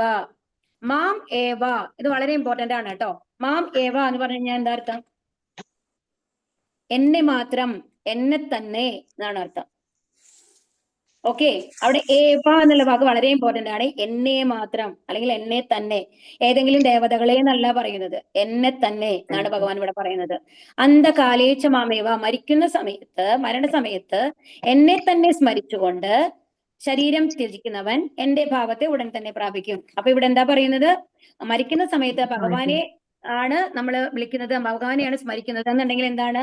നമ്മൾ എവിടേക്ക് പോവും? ഭഗവാന്റെ അടുത്തേക്ക് തന്നെ പോവും. അപ്പൊ ഇതിന് ഉദാഹരണമായിട്ടാണ് ഇവിടെ ഭീഷ്മദേവരെ കാണിക്കുന്നത്. അപ്പൊ ഭീഷ്മദേവരെ കാണിക്കുന്ന സമയത്ത് ഇതിന് വളരെ മനോഹരമായിട്ടുള്ള ഭാഗമാണ്. ഭാഗവതം വായിച്ചുള്ളവർക്ക് അറിയാം. ഭീഷ്മസ്തുതി എന്ന് പറഞ്ഞിട്ട് 1-ാമത്തെ സ്കന്ധത്തില് 9-ാമത്തെ അധ്യായമാണ് ഭീഷ്മദേവര് ദേഹം വെടിയുന്ന ആ ഒരു ഇതുള്ളത്. അപ്പൊ അതില് അവസാന ഭാഗത്ത് എന്താണെന്നുണ്ടെങ്കിൽ ഈ കുരുക്ഷേത്ര യുദ്ധമൊക്കെ കഴിയുമ്പോ യുധിഷ്ഠിരന്റെ ഉള്ളില് വന്നു കഴിഞ്ഞിട്ട് എങ്ങനെങ്കിലും വളരെ സങ്കടമാണ്. അവർ നമ്മൾക്ക് രാജ്യം കിട്ടാൻ വേണ്ടിയിട്ട്, നമ്മുടെ സ്വാർത്ഥ താല്പര്യത്തിന് വേണ്ടിയിട്ടാണ് 64 കോടി ആൾക്കാരാണ് കേട്ടോ കുരുക്ഷേത്ര യുദ്ധത്തിൽ മരിച്ചിട്ടുള്ളത്. ഒന്ന് ആലോചിച്ച് നോക്കൂ, 64 കോടി. അത് അന്നത്തെ ഭാരതം എന്ന് പറയുന്നത് ഈ ലോകം മുഴുവനുമാണ്. അങ്ങനെ നമ്മൾ സ്പ്ലിറ്റ് ആയിട്ട് കിടക്കുകയല്ല. അപ്പൊ അത് തന്നെ 2 പാർട്ടായിട്ട്, 2 ചേരികളായിട്ട് നിന്നുകൊണ്ട് യുദ്ധം ചെയ്തു എന്നാണ് പറയുന്നത്. അപ്പൊ മരിച്ച ആൾക്കാരെ കണക്കാണ് പറയുന്നത്. എന്തെന്ന്? ഈ 64 കോടി എന്ന് പറയുന്നത്. അതിൽ പിന്നെ കുറെ ആൾക്കാർ ഓടിപ്പോയ ആൾക്കാരുണ്ട്. പക്ഷേ ഒരു 12 പേരോ മറ്റുമാണ് കൗരവ പക്ഷത്തും മറ്റു ആചാര്യന്മാരായിട്ട് പാണ്ഡവരുടെ പക്ഷത്തിലുള്ള കുറച്ച് ആൾക്കാരല്ലാണ്ട് സർവൈവ് ആയിട്ടുള്ളത്. കുറച്ച് കൃപാചാര്യര്, അങ്ങനെ കുറച്ച് പേരാണ് അവിടെ സർവൈവ് ആയിട്ടുള്ളൂ. പാണ്ഡവപക്ഷത്തിലുള്ള ഒരു എല്ലാവരും മരിച്ചു പോകും അതില്. അത് കഴിഞ്ഞിട്ട് അപ്പൊ ഈ 64 കോടി ആൾക്കാർ മരിച്ചു കഴിയുമ്പോൾ അവർക്ക് എങ്ങനെ ഉണ്ടാവും എന്ന് ആലോചിച്ച് നോക്കൂ. അവർ ശരിക്കും പറഞ്ഞു കഴിഞ്ഞാൽ രാജ്യം വേണം എന്ന് പറഞ്ഞിട്ട് ഭയങ്കര ആഗ്രഹമായിട്ട് യുദ്ധം ചെയ്തതെന്നല്ല. ഭഗവാന്റെ ആ ഒരു ഇതിന് വേണ്ടിയിട്ടാണ്, ഭഗവാന്റെ ഇച്ഛയ്ക്ക് വേണ്ടിയിട്ടാണ് അർജുനൻ യുദ്ധം ചെയ്യുന്നത്, പാണ്ഡവർ യുദ്ധം ചെയ്യുന്നത്. അപ്പോ യുധിഷ്ഠിരന് എന്താണ്, യുധിഷ്ഠിരൻ അല്ലെങ്കിൽ തന്നെ എന്താണ്, തനിക്ക് വേണ്ടി എന്തെങ്കിലും ചെയ്യണം, താൻ വലിയ ആളാണെന്നുള്ള ഭാവത്തിൽ ശുദ്ധഭക്തനാണ് എപ്പോഴും യുധിഷ്ഠിരൻ. ഓക്കെ, അപ്പൊ യുധിഷ്ഠിരൻ തോന്നുകയാണ് ഈ 64 കോടി ആൾക്കാരൊക്കെ മരിച്ചത് നമ്മുടെ സ്വാർത്ഥ താല്പര്യം കാരണമല്ലേ, ഈ രാജ്യം കിട്ടാൻ വേണ്ടിയിട്ടല്ലേ എന്നുള്ള വളരെ സങ്കടമാണ്. ഭരിക്കാനുള്ള ഇൻട്രസ്റ്റ് ഒന്നും വരുന്നില്ല. അപ്പൊ ആ സമയത്ത് കൃഷ്ണൻ വന്നു കഴിഞ്ഞിട്ട് പറയാണ് ഭീഷ്മരുടെ അടുത്തേക്ക് നമ്മൾക്ക് പോകണം, ഭീഷ്മര് മരിക്കാൻ കിടക്കുകയാണ് ആ സമയത്ത് എന്ന് പറഞ്ഞു കഴിഞ്ഞിട്ട്. എന്നിട്ട് യുധിഷ്ഠിരനെയും സഹോദരന്മാരെയും ഭീഷ്മരുടെ അടുത്തേക്ക് കൊണ്ടുപോവുകയാണ് ചെയ്യുന്നത്, മരിക്കാൻ കിടക്കുന്ന ഭീഷ്മരുടെ അടുത്തേക്ക്. അപ്പൊ അതാണ് ഈ ഭാവം എന്ന് പറയുന്നത്. ആ സമയത്താണ് ഭഗവാനെ കാണുമ്പോഴാണ്. അപ്പോ ഭീഷ്മരുടെ ഉള്ളിൽ ആരാണ്? പാർത്ഥസാരഥി രൂപത്തിലുള്ള ആ ഭഗവാനാണ്. പാർത്ഥസാരഥി എന്ന് പറയുന്നത് ഈ തേരാളിയായിട്ട്, കൃഷ്ണന്റെ തേരാളിയായിട്ട് ഉണ്ടായിരുന്ന കൃഷ്ണൻ ഉണ്ടല്ലോ, ആ രൂപത്തിലാണ് ആര് ഭീഷ്മര് ധ്യാനിക്കുന്നത്. ആരെ? കൃഷ്ണനെ ധ്യാനിക്കുന്നത് പാർത്ഥസാരഥി രൂപത്തിലാണ് കേട്ടോ ധ്യാനിക്കുന്നത്. അപ്പോ ആ സമയത്താണ് വിഷ്ണു സഹസ്രനാമൊക്കെ ജപിക്കുന്നത്. നമ്മൾ ഇന്നലെ പറഞ്ഞതല്ലേ, ശാന്താകാരം പോച്ചക ശയനൊക്കെ നമ്മൾ പറഞ്ഞു അല്ലെ. വിഷ്ണുർ വഷട്കാരോ ഭൂതഭവ്യഭവ പ്രഭു, അതൊക്കെ നിങ്ങൾക്ക് അറിയുന്നതായിരിക്കും ആ ശ്ലോകങ്ങളൊക്കെ. അപ്പൊ ആ ഇത് വിഷ്ണു 1000 നാമങ്ങൾ വിഷ്ണുവിനെ അവിടെ വെച്ചിട്ടാണ് ഇദ്ദേഹം ചൊല്ലുന്നത്. അപ്പൊ ഭഗവാൻ എന്തിനാണ് ശരിക്കും കൂട്ടിയിട്ട് പോയത്? ഭഗവാൻ എന്താണെന്നാണെങ്കിൽ ഭഗവാനെ കണ്ടിട്ട് മരിക്കുക, ഭഗവാനെ സ്മരിച്ചുകൊണ്ട് മരിക്കുന്ന ഒരാളെ എവിടേക്ക് പോകുന്ന പറഞ്ഞത്? ഭഗവാന്റെ അടുത്തേക്ക് പോകുന്നത്. അപ്പൊ ശുദ്ധഭക്തന് ഭഗവാൻ എന്താണ് ആഗ്രഹിച്ചത്? ശുദ്ധഭക്തനായിട്ടുള്ള ഭീഷ്മർ എന്നെ തന്നെ കണ്ടുകൊണ്ട്, അദ്ദേഹം തന്നെയാണ് പരമദിവ്യതം പുരുഷനായിട്ടുള്ള ഭഗവാൻ അല്ലെ, എന്നെ തന്നെ കണ്ടിട്ട് പോകണം എന്നുള്ളതായിരുന്നു ഭഗവാന്റെ ആഗ്രഹം. ശുദ്ധഭക്തരോടുള്ള കാരുണ്യാണ് നമ്മളിപ്പോ കാണുന്നത് ഇവിടെ. രണ്ടാമത്തെ കാര്യം എന്തായിരുന്നു? അർജുനന് അപ്പൊ ഭഗവാനാണ്, യുധിഷ്ഠിരന് ഭഗവാൻ പറഞ്ഞു കഴിഞ്ഞാൽ മനസ്സിലാവില്ലേ? ഇത് വിഷമിക്കേണ്ട കാര്യമില്ല എന്നൊക്കെ പറഞ്ഞു കഴിഞ്ഞാൽ മനസ്സിലാവും. പക്ഷെ ഭഗവാൻ എന്താണ് വിചാരിച്ചത്? ഭീഷ്മര് പറയണം, ഭീഷ്മര് ഉപദേശം കൊടുക്കണം യുധിഷ്ഠിരർക്ക്. അങ്ങനെ ആ ഭീഷ്മരുടെ പ്രശസ്തി കാലാകാലം നിലനിൽക്കണം, ഒരു ശുദ്ധഭക്തന്റെ പ്രശസ്തി കാലാകാലം നിലനിൽക്കണം എന്നുള്ളതായിരുന്നു ഭഗവാന്റെ ആഗ്രഹം. ഭീഷ്മോപദേശം, അതുകൊണ്ടാണ് ഭീഷ്മരെ കൊണ്ട് ഉപദേശിപ്പിച്ചത് യുധിഷ്ഠിരനെ ആ സമയത്ത് കൊണ്ടുപോയിട്ട്. ഇത് രണ്ടും നമ്മൾ മനസ്സിലാക്കണം. അപ്പൊ അതാണ്. അപ്പൊ അങ്ങനെ ഭഗവാനെ സ്മരിച്ചുകൊണ്ട് ദേഹം വെടിയുന്ന ആൾക്കാർക്ക്, ത്യാഗം ചെയ്യുന്ന ആൾക്കാർക്ക് തീർച്ചയായിട്ടും ഭഗവാന്റെ അടുത്ത് എത്താം എന്നുള്ളതാണ് ഇവിടെ പറയുന്നത്. അപ്പൊ ഇത് നമ്മളോട് പറയുന്ന ഒരു ഉപദേശമാണ്. എന്താ വേണ്ടത്? നമ്മള് ഇപ്പൊ ഇതെന്ന് പറയുമ്പോൾ നമ്മൾക്ക് ആലോചിക്കാം അല്ലെ, കൃഷ്ണാബോധത്തോടെ ദേഹം ത്യാഗം ചെയ്യുന്നവൻ ഉടനെ ഭഗവാന്റെ അതീന്ദ്രിയ ഭാവം കൈക്കൊള്ളുന്നു. പരമപാവനനാണ് ഭഗവാൻ. തന്മൂലം നിരന്തരം കൃഷ്ണാവബോധത്തോടെ ഇരിക്കുന്നവരും പരമപാവനരത്രേ. സ്മരണം എന്ന വാക്ക് സുപ്രധാനമാണ് ഇവിടെ. ഹരേ കൃഷ്ണ. ആരെങ്കിലും അൺമ്യൂട്ട് ആയിട്ടുണ്ടെങ്കിൽ ഒന്ന് മ്യൂട്ട് ചെയ്യണം കേട്ടോ. പരമപാവനനാണ് ഭഗവാൻ. തന്മൂലം നിരന്തരം കൃഷ്ണബോധത്തോടെ ഇരിക്കുന്നവരും പരമപാവനരാണ്. ഭക്തിപൂർവമായ സേവനത്തിലൂടെ കൃഷ്ണബോധം പുലർത്തിപ്പോരാത്ത ഒരു ജീവന് പവിത്രത ഇല്ലാത്തത് കൊണ്ട് കൃഷ്ണസ്മരണ സാധ്യമാവില്ല. അതുകൊണ്ട് ഒരാൾ ജീവിതത്തിന്റെ ആരംഭഘട്ടം മുതൽക്കേ കൃഷ്ണബോധം ശീലിക്കണം. നിര്യാണ വേളയിൽ വിജയം വരിക്കണമെങ്കിൽ കൃഷ്ണസ്മരണ അത്യന്താപേക്ഷിതമാണ് താനും. അതുകൊണ്ട് സദാ മഹാമന്ത്രം ഉരുവിട്ടുകൊണ്ടേയിരിക്കുക. ഹരേ കൃഷ്ണ കൃഷ്ണ കൃഷ്ണ ഹരേ ഹരേ, ഹരേ രാമ രാമ രാമ ഹരേ ഹരേ. അപ്പൊ എന്താ പറയുന്നത്? ഭഗവാന്റെ ഭാവം എന്ന് പറഞ്ഞാലും ഭഗവാന്റെ ധാമത്തിലെത്തും എന്നുള്ളതാണ്. അപ്പൊ ഭഗവാൻ അത്രയും എന്താണ്, പരിശുദ്ധനാണ്. ഭഗവാൻ ഏത് പാപവും ഇല്ല അല്ലെ. അപ്പൊ അത് കാരണം കൊണ്ട് ഭഗവാനെ കുറിച്ച് ചിന്തിച്ചുകൊണ്ടിരിക്കുന്ന ആൾക്കാരും പാവനരാണ്. കാരണം എന്താണ്, ഇപ്പൊ നമ്മൾ പറഞ്ഞു ഭഗവാന്റെ അതീന്ദ്രിയ ശരീരമാണ്. അപ്പൊ ഭഗവാന്റെ നാമം എന്ന് പറയുന്നത് ഭഗവാൻ തന്നെയാണ് എന്നുള്ളത് അല്ലെ. അപ്പൊ ഭഗവാന്റെ നാമം നമ്മുടെ വായിലുണ്ടെന്നുണ്ടെങ്കിൽ ഭഗവാൻ ഇപ്പോഴും നമ്മുടെ കൂടെ ഉണ്ടെന്നാണ് അർത്ഥം. ഭഗവാന്റെ നാമവും ഭഗവാൻ തന്നെയാണല്ലോ. അപ്പൊ അതുകൊണ്ട് നമ്മളും പരിശുദ്ധരായി തീരും എന്നുള്ളതാണ് ഇവിടെ പറയുന്നത്. അപ്പം ശരിക്കും അപ്പൊ എന്ത് വേണം? അതിനെന്താ നമ്മൾ ചെയ്യേണ്ടത്? ഭക്തിപൂർവമായ സേവനം ചെയ്യണം. എന്താ ചെയ്യേണ്ടത്? ഭഗവാന് വേണ്ടിയിട്ട് നമ്മളുടെ സേവനങ്ങൾ ചെയ്യുക. എങ്ങനെയാണ് സേവനങ്ങൾ ചെയ്യേണ്ടത്? ഇപ്പൊ നിങ്ങളില് ഓരോരുത്തരും ഇപ്പൊ ഇവിടെ എത്ര പേരുണ്ട്? ഏകദേശം 59 പേര് അല്ലെ നമ്മുടെ ഈ ക്ലാസ്സിൽ ഇരിക്കുന്നുണ്ട്. ഈ 59 പേരും സേവനമാണ് ചെയ്യുന്നത് ഭഗവാനുള്ളത്. അതെങ്ങനെ നിങ്ങൾക്ക് എപ്പോഴെങ്കിലും ആലോചിച്ചിട്ടുണ്ടോ? ഈ ഭഗവത്ഗീത ക്ലാസ്സിൽ നിങ്ങൾ വന്നിരിക്കുന്നത് തന്നെ ഭഗവാനോട് ചെയ്യുന്ന സേവനാണ്. കാരണം എന്താണെങ്കിൽ ഭഗവാനെ സ്മരിക്കാൻ വേണ്ടി നിങ്ങൾ വന്നിരിക്കുകയാണ്. ഭഗവാൻ ഇത്തിരി കിട്ടിയാൽ മതി. നമ്മളാണ് കുറെ കണ്ടീഷൻസ് ഒക്കെ വെക്കുന്നത്. ഇത് ഭഗവാനും, അപ്പൊ ഭഗവാൻ നിങ്ങൾ എല്ലാവരും കാണുകയാണ്. എല്ലാവരും എന്റെ കഥ കേൾക്കാനായിട്ട് ഇവിടെ വന്നിരിക്കുകയാണ്. തീർച്ചയായിട്ടും അവർ എന്റെ എന്താണ് ധാമത്തിലേക്ക് കൂട്ടിയിട്ട് പോകണം എന്നുള്ളതാണ് ഭഗവാൻ തീരുമാനിച്ചിട്ടുള്ളത്. ഇപ്പോ മനസ്സിലാവുണ്ടോ? അപ്പൊ നമ്മൾ ഈ ഭഗവത്ഗീത കേൾക്കുന്നതായാലും നമ്മൾ ചെയ്യുന്നത് ഒരു സേവനമാണ്. അതുപോലെ നമ്മൾക്ക് അറിയുന്ന കാര്യങ്ങൾ, ഇപ്പൊ നിങ്ങൾ ഭഗവത്ഗീതയിൽ കുറച്ച് കാര്യങ്ങളൊക്കെ കേട്ടു, ഇങ്ങനെയൊക്കെ ക്ലാസ്സിൽ പറഞ്ഞു എന്നുള്ളത് നിങ്ങളുടെ ആരെങ്കിലും വീട്ടിലുള്ള ആൾക്കാരുടെ അടുത്ത്, നിങ്ങളുടെ അമ്മയ്ക്കോ അച്ഛനോ അല്ലെങ്കിലും ആരെങ്കിലും നമ്മുടെ റിലേഷൻസ് വരും, അല്ലെങ്കിൽ ഫ്രണ്ട്സ്, ഇങ്ങനെയൊക്കെ ഉണ്ട്, നല്ല ക്ലാസ് ആണ്, ഇങ്ങനെ ഭഗവാനെ കുറിച്ച് നിങ്ങൾ കുറെ കാര്യങ്ങൾ കേൾക്കുന്നുണ്ട് എന്ന് നിങ്ങൾ പറഞ്ഞു കൊടുത്താൽ അത് അതിനേക്കാളും വലിയ സേവനമാണ്. അതിൽ അവസാനത്തെ അധ്യായത്തിൽ വരും കേട്ടോ ആ ഭാഗം എന്ന് പറയുന്നത്. അപ്പൊ സ്മരണം എന്ന് പറയുന്നത് വളരെ സുപ്രധാനമാണ്. അപ്പൊ ഭഗവാനെ സ്മരിക്കാൻ വേണ്ടി നമ്മൾ ഇരിക്കുന്നത് തന്നെ ഭഗവാന് വേണ്ടിയുള്ള സേവനമാണെന്ന് ആലോചിക്കണം. അപ്പൊ കൃഷ്ണാബോധം പുലർത്തി പോരാത്ത ഒരു ജീവന് പവിത്രത ഇല്ലാത്തത് കൊണ്ട് കൃഷ്ണസ്മരണ സാധ്യാവില്ല. അപ്പൊ എന്താ പറയുന്നത്? പക്ഷേ നമ്മള് ഒരിക്കലും ഇങ്ങനെയൊന്നും ചെയ്യുന്നില്ല, ഭഗവാനെ ആലോചിക്കുന്നില്ല, ഭൗതിക കാര്യങ്ങളിൽ മുഴുകിയിരിക്കുകയാണെന്നുണ്ടെങ്കിൽ ഭഗവാൻ അങ്ങനെയും നമ്മളെ വിടും, നമ്മളെ മറക്കാൻ സമ്മതിക്കും. നമ്മളെ അറിയോ? അതാണ്. അവൻ മറക്കാനാണോ നിങ്ങൾക്ക് ഇഷ്ടം? എന്നാൽ നിങ്ങൾ മറന്നോളൂ. ഭഗവാൻ നിർബന്ധിച്ച് ഇങ്ങനെ കൊണ്ടുവരികയല്ല, നമ്മൾ ഗൈഡ് ചെയ്യും നമ്മളെ. ഓക്കെ, ഇങ്ങനെയൊക്കെയാണ്, നിങ്ങൾ എന്റെ അടുത്തേക്ക് വന്നു കഴിഞ്ഞാൽ നിങ്ങൾക്ക് അത്രയും സുഖമാണ്, എന്റെ അടുത്തേക്ക് വരും, ഇത്രയും കഷ്ടപ്പാടൊന്നും ഇല്ല എന്നൊക്കെ നമുക്ക് പറഞ്ഞു തരും. അത് കഴിഞ്ഞിട്ട് വേണ്ട, ഞങ്ങൾക്ക് തോന്നും വേണ്ട, ഞങ്ങളെ വരണോർത്ത് വെച്ച് കാണാം എന്നുള്ള ആ ആറ്റിറ്റ്യൂഡോട് കൂടിയിട്ടാണ് നമ്മൾ ഇരിക്കണേന്നുണ്ടെങ്കിൽ അതിനും ഭഗവാൻ വിടും എന്നുള്ളതാണ്. ഇപ്പൊ ചില ആൾക്കാരെയൊക്കെ കാണും, ചില ആൾക്കാരൊക്കെ ഇങ്ങനെ കള്ളത്തരങ്ങളൊക്കെ ചെയ്ത് കഴിഞ്ഞിട്ട് ഒരുപാട് പൈസയൊക്കെ ഉണ്ടാക്കിയ ആൾക്കാർ നമ്മൾ പിന്നെ അവസാനം കണ്ടുപിടിക്കും അല്ലെ. അങ്ങനത്തെ ആൾക്കാർ, കണ്ടുപിടിക്കാത്ത കുറെ ആൾക്കാരുണ്ടാവും. എത്രയോ പണമൊക്കെ അവർ സമ്പാദിച്ച് അത്രയും ലാവിഷായിട്ട് അവർ ജീവിക്കുന്നുണ്ടായിരിക്കും, ഒരുപാട് ചീത്ത കാര്യങ്ങൾ ചെയ്യുന്നുണ്ടായിരിക്കും. അപ്പം നമ്മൾക്ക് തോന്നും ഇത്രയും ചീത്ത കാര്യങ്ങളൊക്കെ ചെയ്തിട്ട് എന്താ ഭഗവാനില്ലേ, ഭഗവാനെ കണ്ണില്ലേ എന്നൊക്കെ നമുക്ക് തോന്നും. പക്ഷെ അങ്ങനെയല്ല. ഭഗവാൻ എന്താണ് ചെയ്യുന്നത്? എന്താണ് ആദ്യം പന പോലെ ഒരു എന്താണ് ചീത്തകാര്യം ചെയ്യുന്ന ആൾക്കാരെ പന പോലെ വളർത്തും എന്ന് പറയില്ലേ, അത് കഴിഞ്ഞിട്ടാണ് വരിക. പക്ഷെ നമ്മൾ പന പോലെ വളർത്തും നമ്മൾ പറയും അല്ലെ. അപ്പൊ നമ്മൾക്ക് പലപ്പോഴും തോന്നാറുണ്ട്. പക്ഷെ എപ്പോഴും നമ്മൾ മനസ്സിലാക്കേണ്ട കാര്യം എന്താണെന്നുണ്ടെങ്കിൽ നമ്മുടെ ഈ ജീവിതത്തില് നമ്മൾ ചെയ്യുന്ന ഓരോ പ്രവൃത്തിയും ഭഗവാൻ നോട്ട് ചെയ്തിട്ടുണ്ട്. കാരണം നമ്മുടെ സാക്ഷിയായിട്ട് ഭഗവാനുണ്ട് നമ്മുടെ ഉള്ളില്. അതെല്ലാം നോട്ടഡ് ആണ് നമ്മൾ ചെയ്യുന്ന ഓരോ കാര്യങ്ങളും. അപ്പൊ നമ്മൾക്ക് പനിഷ്മെന്റ് കിട്ടോ ഇല്ലയെന്ന് നമുക്ക് പറയാൻ പറ്റില്ല. അപ്പൊ ഇതിന് ഉദാഹരണത്തിന് പറയുകയാണെന്നുണ്ടെങ്കിൽ നമ്മുടെ ധൃതരാഷ്ട്രർ ഉണ്ടല്ലോ. ധൃതരാഷ്ട്ര വന്നു കഴിഞ്ഞിട്ട് എങ്ങനെ ധൃതരാഷ്ട്ര അന്ധനായി ജനിച്ചു, എങ്ങനെയാണ് ഈ 100 മക്കൾ മരിച്ച ദുഃഖാണ് ധൃതരാഷ്ട്രത്തെ അനുഭവിക്കേണ്ടി വന്നത്. എത്ര കഷ്ടമാണെന്ന് ആലോചിച്ച് നോക്കൂ. എല്ലാ മക്കളും മരിക്കുക. നമ്മൾക്ക് ഒരു മകൻ തന്നെ എന്തെങ്കിലും വയ്യ, കുറച്ച് സിവിയർ ആണ് അസുഖം എന്നൊക്കെ വരുമ്പോൾ തന്നെ നമ്മൾ എത്ര ടെൻഷൻ എടുക്കണ്ട്. അപ്പൊ ആ ഒരു ദുഃഖം ഒന്ന് ആലോചിച്ച് നോക്കൂ. അതിന്റെ കഥ എന്താണെന്നുണ്ടെങ്കിൽ 50 ജന്മങ്ങൾക്ക് മുമ്പ് ആലോചിക്കണം. 50 ജന്മങ്ങൾക്ക് മുമ്പ് ധൃതരാഷ്ട്രം വന്നു കഴിഞ്ഞിട്ട് ഒരു വേട്ടക്കാരനായിട്ട് രാജാവായിരുന്നു. അപ്പൊ അദ്ദേഹം എന്ത് ചെയ്യുന്നുണ്ടെങ്കിൽ വേട്ടയാടാനായിട്ട് പോവാണ്. അപ്പൊ ആ സമയത്ത് ഒരു പക്ഷിക്കൂട്, അപ്പൊ മാനാണെന്നാണ് തോന്നുന്നത്, കുറെ ദൂരത്തു നിന്നാണ് കാണുന്നത് അമ്പെയ്യുമ്പോ. അപ്പൊ അതിനെ കൊല്ലാൻ വേണ്ടിയിട്ട് കണ്ണുമാരി ഇങ്ങനെ തോന്നുകയാണ് ആ രാജാവിന്. അപ്പൊ രാജാവ് എന്നിട്ട് അമ്പെയ്യാണ്. പക്ഷെ ദൗർഭാഗ്യവശാൽ അത് ചെന്ന് പതിക്കുന്നത് ഒരു പക്ഷിക്കൂട്ടിലാണ്. ആ പക്ഷിക്കൂട്ടിൽ വന്നു കഴിഞ്ഞിട്ട് 100 മുട്ടകൾ ഉണ്ടായിരുന്നു. അപ്പൊ അതിന്റെ അച്ഛൻ 2 പക്ഷികൾ, തള്ളപ്പക്ഷി, അതിന്റെ അച്ഛനായിട്ടുള്ള ആ പക്ഷി ഉണ്ടല്ലോ, ആ 2 പക്ഷികളും അവിടെ ഇരിക്കുന്നുണ്ട് മരക്കൊമ്പില്. അവർ കാണുകയാണ് ഈ 100 മുട്ടകൾ ഇങ്ങനെ ഉടഞ്ഞു പോകുന്നത്, വിരിഞ്ഞിട്ടില്ല, ആ ഒരു ലെവൽ പോകുന്നത്. അപ്പൊ അവര് ആ സങ്കടം കൊണ്ട് ശപിക്കുകയാണ്, ഈ ദുഃഖം നിങ്ങൾക്കും അനുഭവിക്കാൻ ഇടവരട്ടെ എന്ന്. അത് കഴിഞ്ഞു. പക്ഷേ ഈ അതിനെന്താണ് 100 മക്കൾ ഉണ്ടാവണം. ഒരു മനുഷ്യർക്ക്, പക്ഷികൾക്ക് 100 മുട്ട ഉണ്ടാവാൻ എളുപ്പമാണ്. പക്ഷെ മനുഷ്യർക്ക് 100 മക്കൾ ഉണ്ടാവാന്ന് പറഞ്ഞാൽ അത്ര എളുപ്പമല്ലല്ലോ. അതിന് ഒരുപാട് നമ്മൾക്ക് മക്കളൊക്കെ ലഭിക്കുന്നത് പുണ്യം കൊണ്ടാണ് എന്നാണ് പറയുന്നത്. നമ്മൾ ചെയ്ത പുണ്യകർമ്മങ്ങൾ കൊണ്ടാണ് നമ്മൾക്ക് മക്കൾ വരുന്നത് അത്രേ. അപ്പൊ അതുകൊണ്ടാണ്, കാരണം നമ്മൾക്ക് പുണ്യമുള്ളത് കൊണ്ടാണ് ഭഗവാൻ ആ റെസ്പോൺസിബിലിറ്റി നമ്മൾക്ക് തരികയാണ്. നിങ്ങൾ ഈ കുട്ടിയെ നന്നായിട്ട് നോക്കൂ എന്ന് പറഞ്ഞു ഭഗവാൻ തരുന്ന റെസ്പോൺസിബിലിറ്റിയാണ് നമ്മൾക്ക്.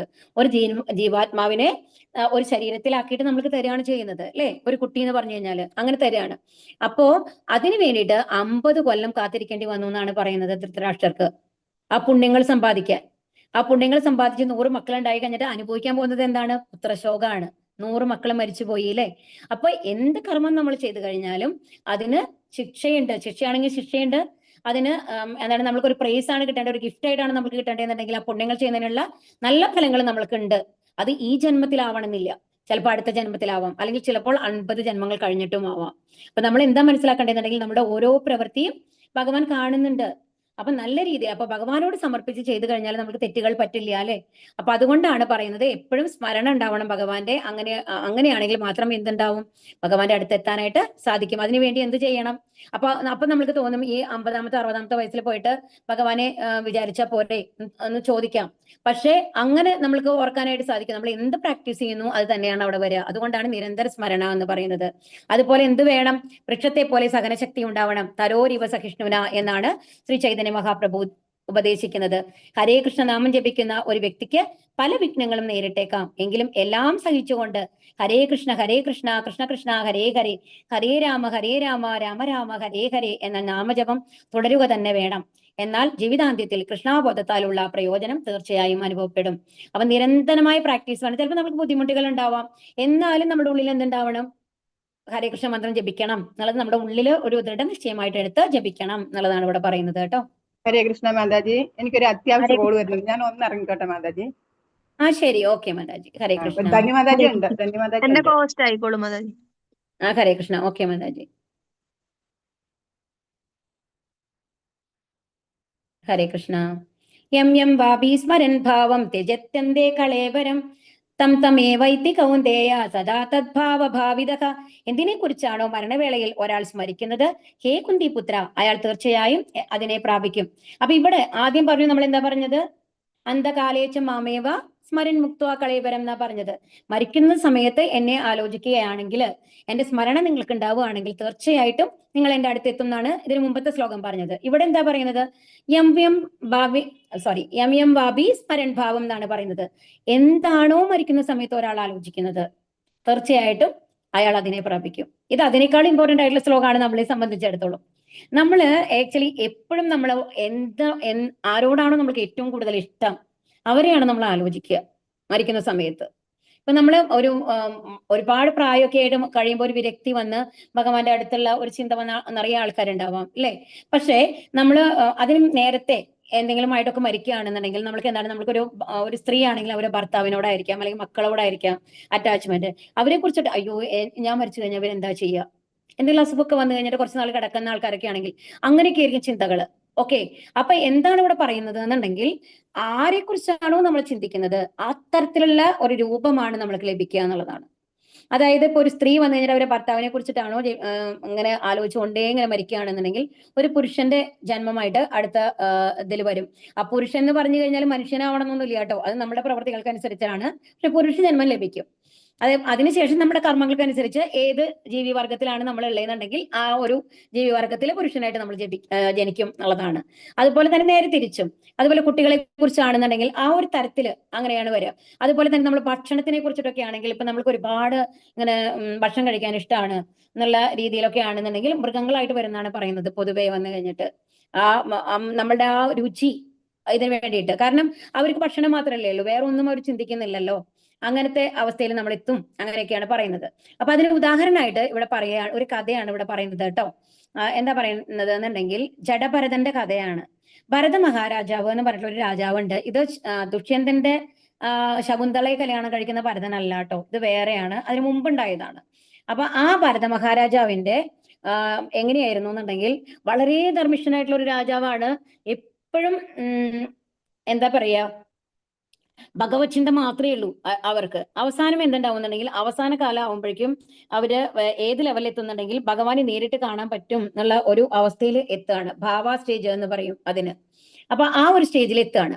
അപ്പൊ ഭാവ സ്റ്റേജിൽ എങ്ങനെയാണെന്നുണ്ടെങ്കിൽ, അപ്പൊ ഇതിൽ നമ്മൾക്ക് സാധാരണ നവവിധ ഭക്തി എന്ന് പറഞ്ഞിട്ടുള്ള ഒരു ഇതാണ് നമ്മൾ പറയുക സാധാരണ. ശ്രവണം, കീർത്തനം, വിഷ്ണു സ്മരണം, പാദസേവനം, അർച്ചനം, വന്ദനം, ദാസ്യം, ആത്മനിവേദനം എന്നുള്ള മാതിരി ഇങ്ങനെ ഒരു 9 ഇതാണ് നമ്മൾ പറയുക കേട്ടോ. അതിൽ പറയും. ഏതെങ്കിലും ഞാൻ മിസ് ചെയ്തിട്ടുണ്ടോ എന്ന് അറിയില്ല ധൃതിയിൽ പറയുമ്പോൾ. അപ്പൊ ഇങ്ങനെ 9 തരത്തിലുള്ള നവവിധ ഭക്തിയാണ് നമ്മൾ പറയുക. അപ്പൊ അതിലെ ഭാവ പ്രേമ എന്നുള്ളതാണ് അവസാനത്തെ സ്റ്റേജ്.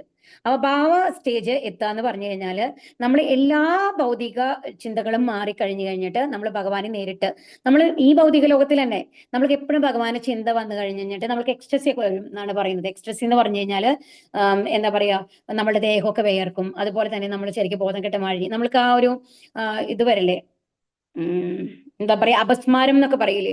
അപ്പൊ ഇങ്ങനെ വായിൽ പതയൊക്കെ വന്നു കഴിഞ്ഞിട്ട് ആ ഒരു രീതി, അങ്ങനത്തെ ഒരു രീതിയിൽ നമ്മൾ എത്തും എന്നാണ് പറയുന്നത്. എപ്പോഴും ഭഗവാൻ ഇങ്ങനെ ധ്യാനിച്ചുകൊണ്ട് ഭഗവാന്റെ ലീലകൾ ആലോചിച്ചുകൊണ്ട് എത്തുന്ന ഒരു ലെവലിൽ, ആ ഒരു ലെവലിൽ എത്തിയ ആളാണ് ഈ ഭരത മഹാരാജാവ് എന്ന് പറയുന്നത്. അപ്പൊ അദ്ദേഹം എന്ത് ചെയ്യുന്നുണ്ടെങ്കിൽ ഒരു ഏജ് കഴിയുമ്പോൾ വാനപ്രസ്ഥം പോവാണ്, കാട്ടിൽ പോയിരുന്ന് തപസ് ചെയ്യുക, എപ്പോഴും ഭഗവാനെ ധ്യാനിക്കുക എന്നുള്ള ലെവലിൽ ഇരിക്കുകയായിരുന്നു. അപ്പൊ ഇനി മരണം കാത്തിരിക്കുക എന്നുള്ള അവസ്ഥയിലാണ് അദ്ദേഹം ഉള്ളത്. പ്രായമായിട്ടുണ്ട്. അപ്പൊ ആ ഒരു അവസ്ഥയിൽ വരുമ്പോ അവിടെ ഒരു മാൻ വന്നിട്ട്, ഒരു പൂർണ്ണ ഗർഭിണിയായിട്ടുള്ള ഒരു മാനാണ് ഇങ്ങനെ ഓടി വന്നുകൊണ്ടിരിക്കുകയാണ്. അപ്പൊ ഇവര് ഈ രാജാവിന് താമസിക്കുന്ന കുടിലിന്റെ മുമ്പിലായിട്ട് ഒരു പുഴയുണ്ട്. ഓക്കെ, അപ്പൊ അവിടെ ഇങ്ങനെ ഓടി വന്നുകൊണ്ടിരിക്കുകയാണ്. അപ്പൊ നോക്കിക്കഴിഞ്ഞാൽ ഒരു വേട്ടക്കാരനുണ്ട് പിന്നില്, അല്ല ഒരു ടൈഗർ, അതായത് ഒരു പുലി അതിനെ ഓടിച്ചുകൊണ്ടിരിക്കുകയാണ്. അപ്പൊ അത് കഴിഞ്ഞ് കഴിഞ്ഞിട്ട് ആ പുലി വന്ന് ഓടിച്ച് ഇതിനെ പിടിക്കുന്നുള്ള ലെവലിൽ എത്തുമ്പോഴേക്കും ഇതെന്താ, എവിടെയായി, ഈ വെള്ളത്തിന്റെ, ഈ പുഴയുടെ അടുത്തെത്തി കഴിഞ്ഞു. അപ്പൊ അതിന് കടക്കാൻ പറ്റില്ലല്ലോ. ഒന്നാമത് പൂർണ്ണ ഗർഭിണിയാണ്, അതിന് വെള്ളത്തിൽ ഇറങ്ങാനും പറ്റില്ല, അതിന് പേടിക്കുകയാണ്. ആ പേടിയിൽ വന്നു കഴിഞ്ഞിട്ട് അത് അവിടെ കിടന്ന് പ്രസവിക്കും. അതോടുകൂടി ചത്തുപോവാണ് ചെയ്യുന്നത്. ശരിക്കും അതിന് ജീവൻ വെടിയും ആ മാന്. പക്ഷെ അപ്പൊ ഇതാണ് നമ്മുടെ ആര് കാണുന്നത്, അപ്പൊ ഭരത മഹാരാജാവിനെ കണ്ട ഉടനെ അത് പുലി അവിടെ നിന്ന് പോകുന്നുണ്ട്. ഇതാ വീണ് അതിന്റെ ഇത് കാണുമ്പോഴേക്കും പുലി അവിടെ നിന്ന് പോയി. അപ്പൊ അത് കഴിഞ്ഞിട്ട് ഭരത മഹാരാജാവ് കാണുന്നത് ഈ ചെറിയ എന്താണ് മാൻകുട്ടിയാണ്. കാണുമ്പോൾ വളരെ ദുഃഖം തോന്നും. അയ്യോ, അതിന്റെ തള്ള മരിച്ചു പോയി, എന്ത് ചെയ്യും? വേഗം അതിനെ എടുത്തു കൊണ്ടുവരികയാണ്, അതിന് പാല് കൊടുക്കണം. അപ്പൊ അതൊക്കെയാണ് ചിന്ത, അതിനെ ഇങ്ങനെ പ്രൊട്ടക്ട് ചെയ്യണം എന്നുള്ളത്.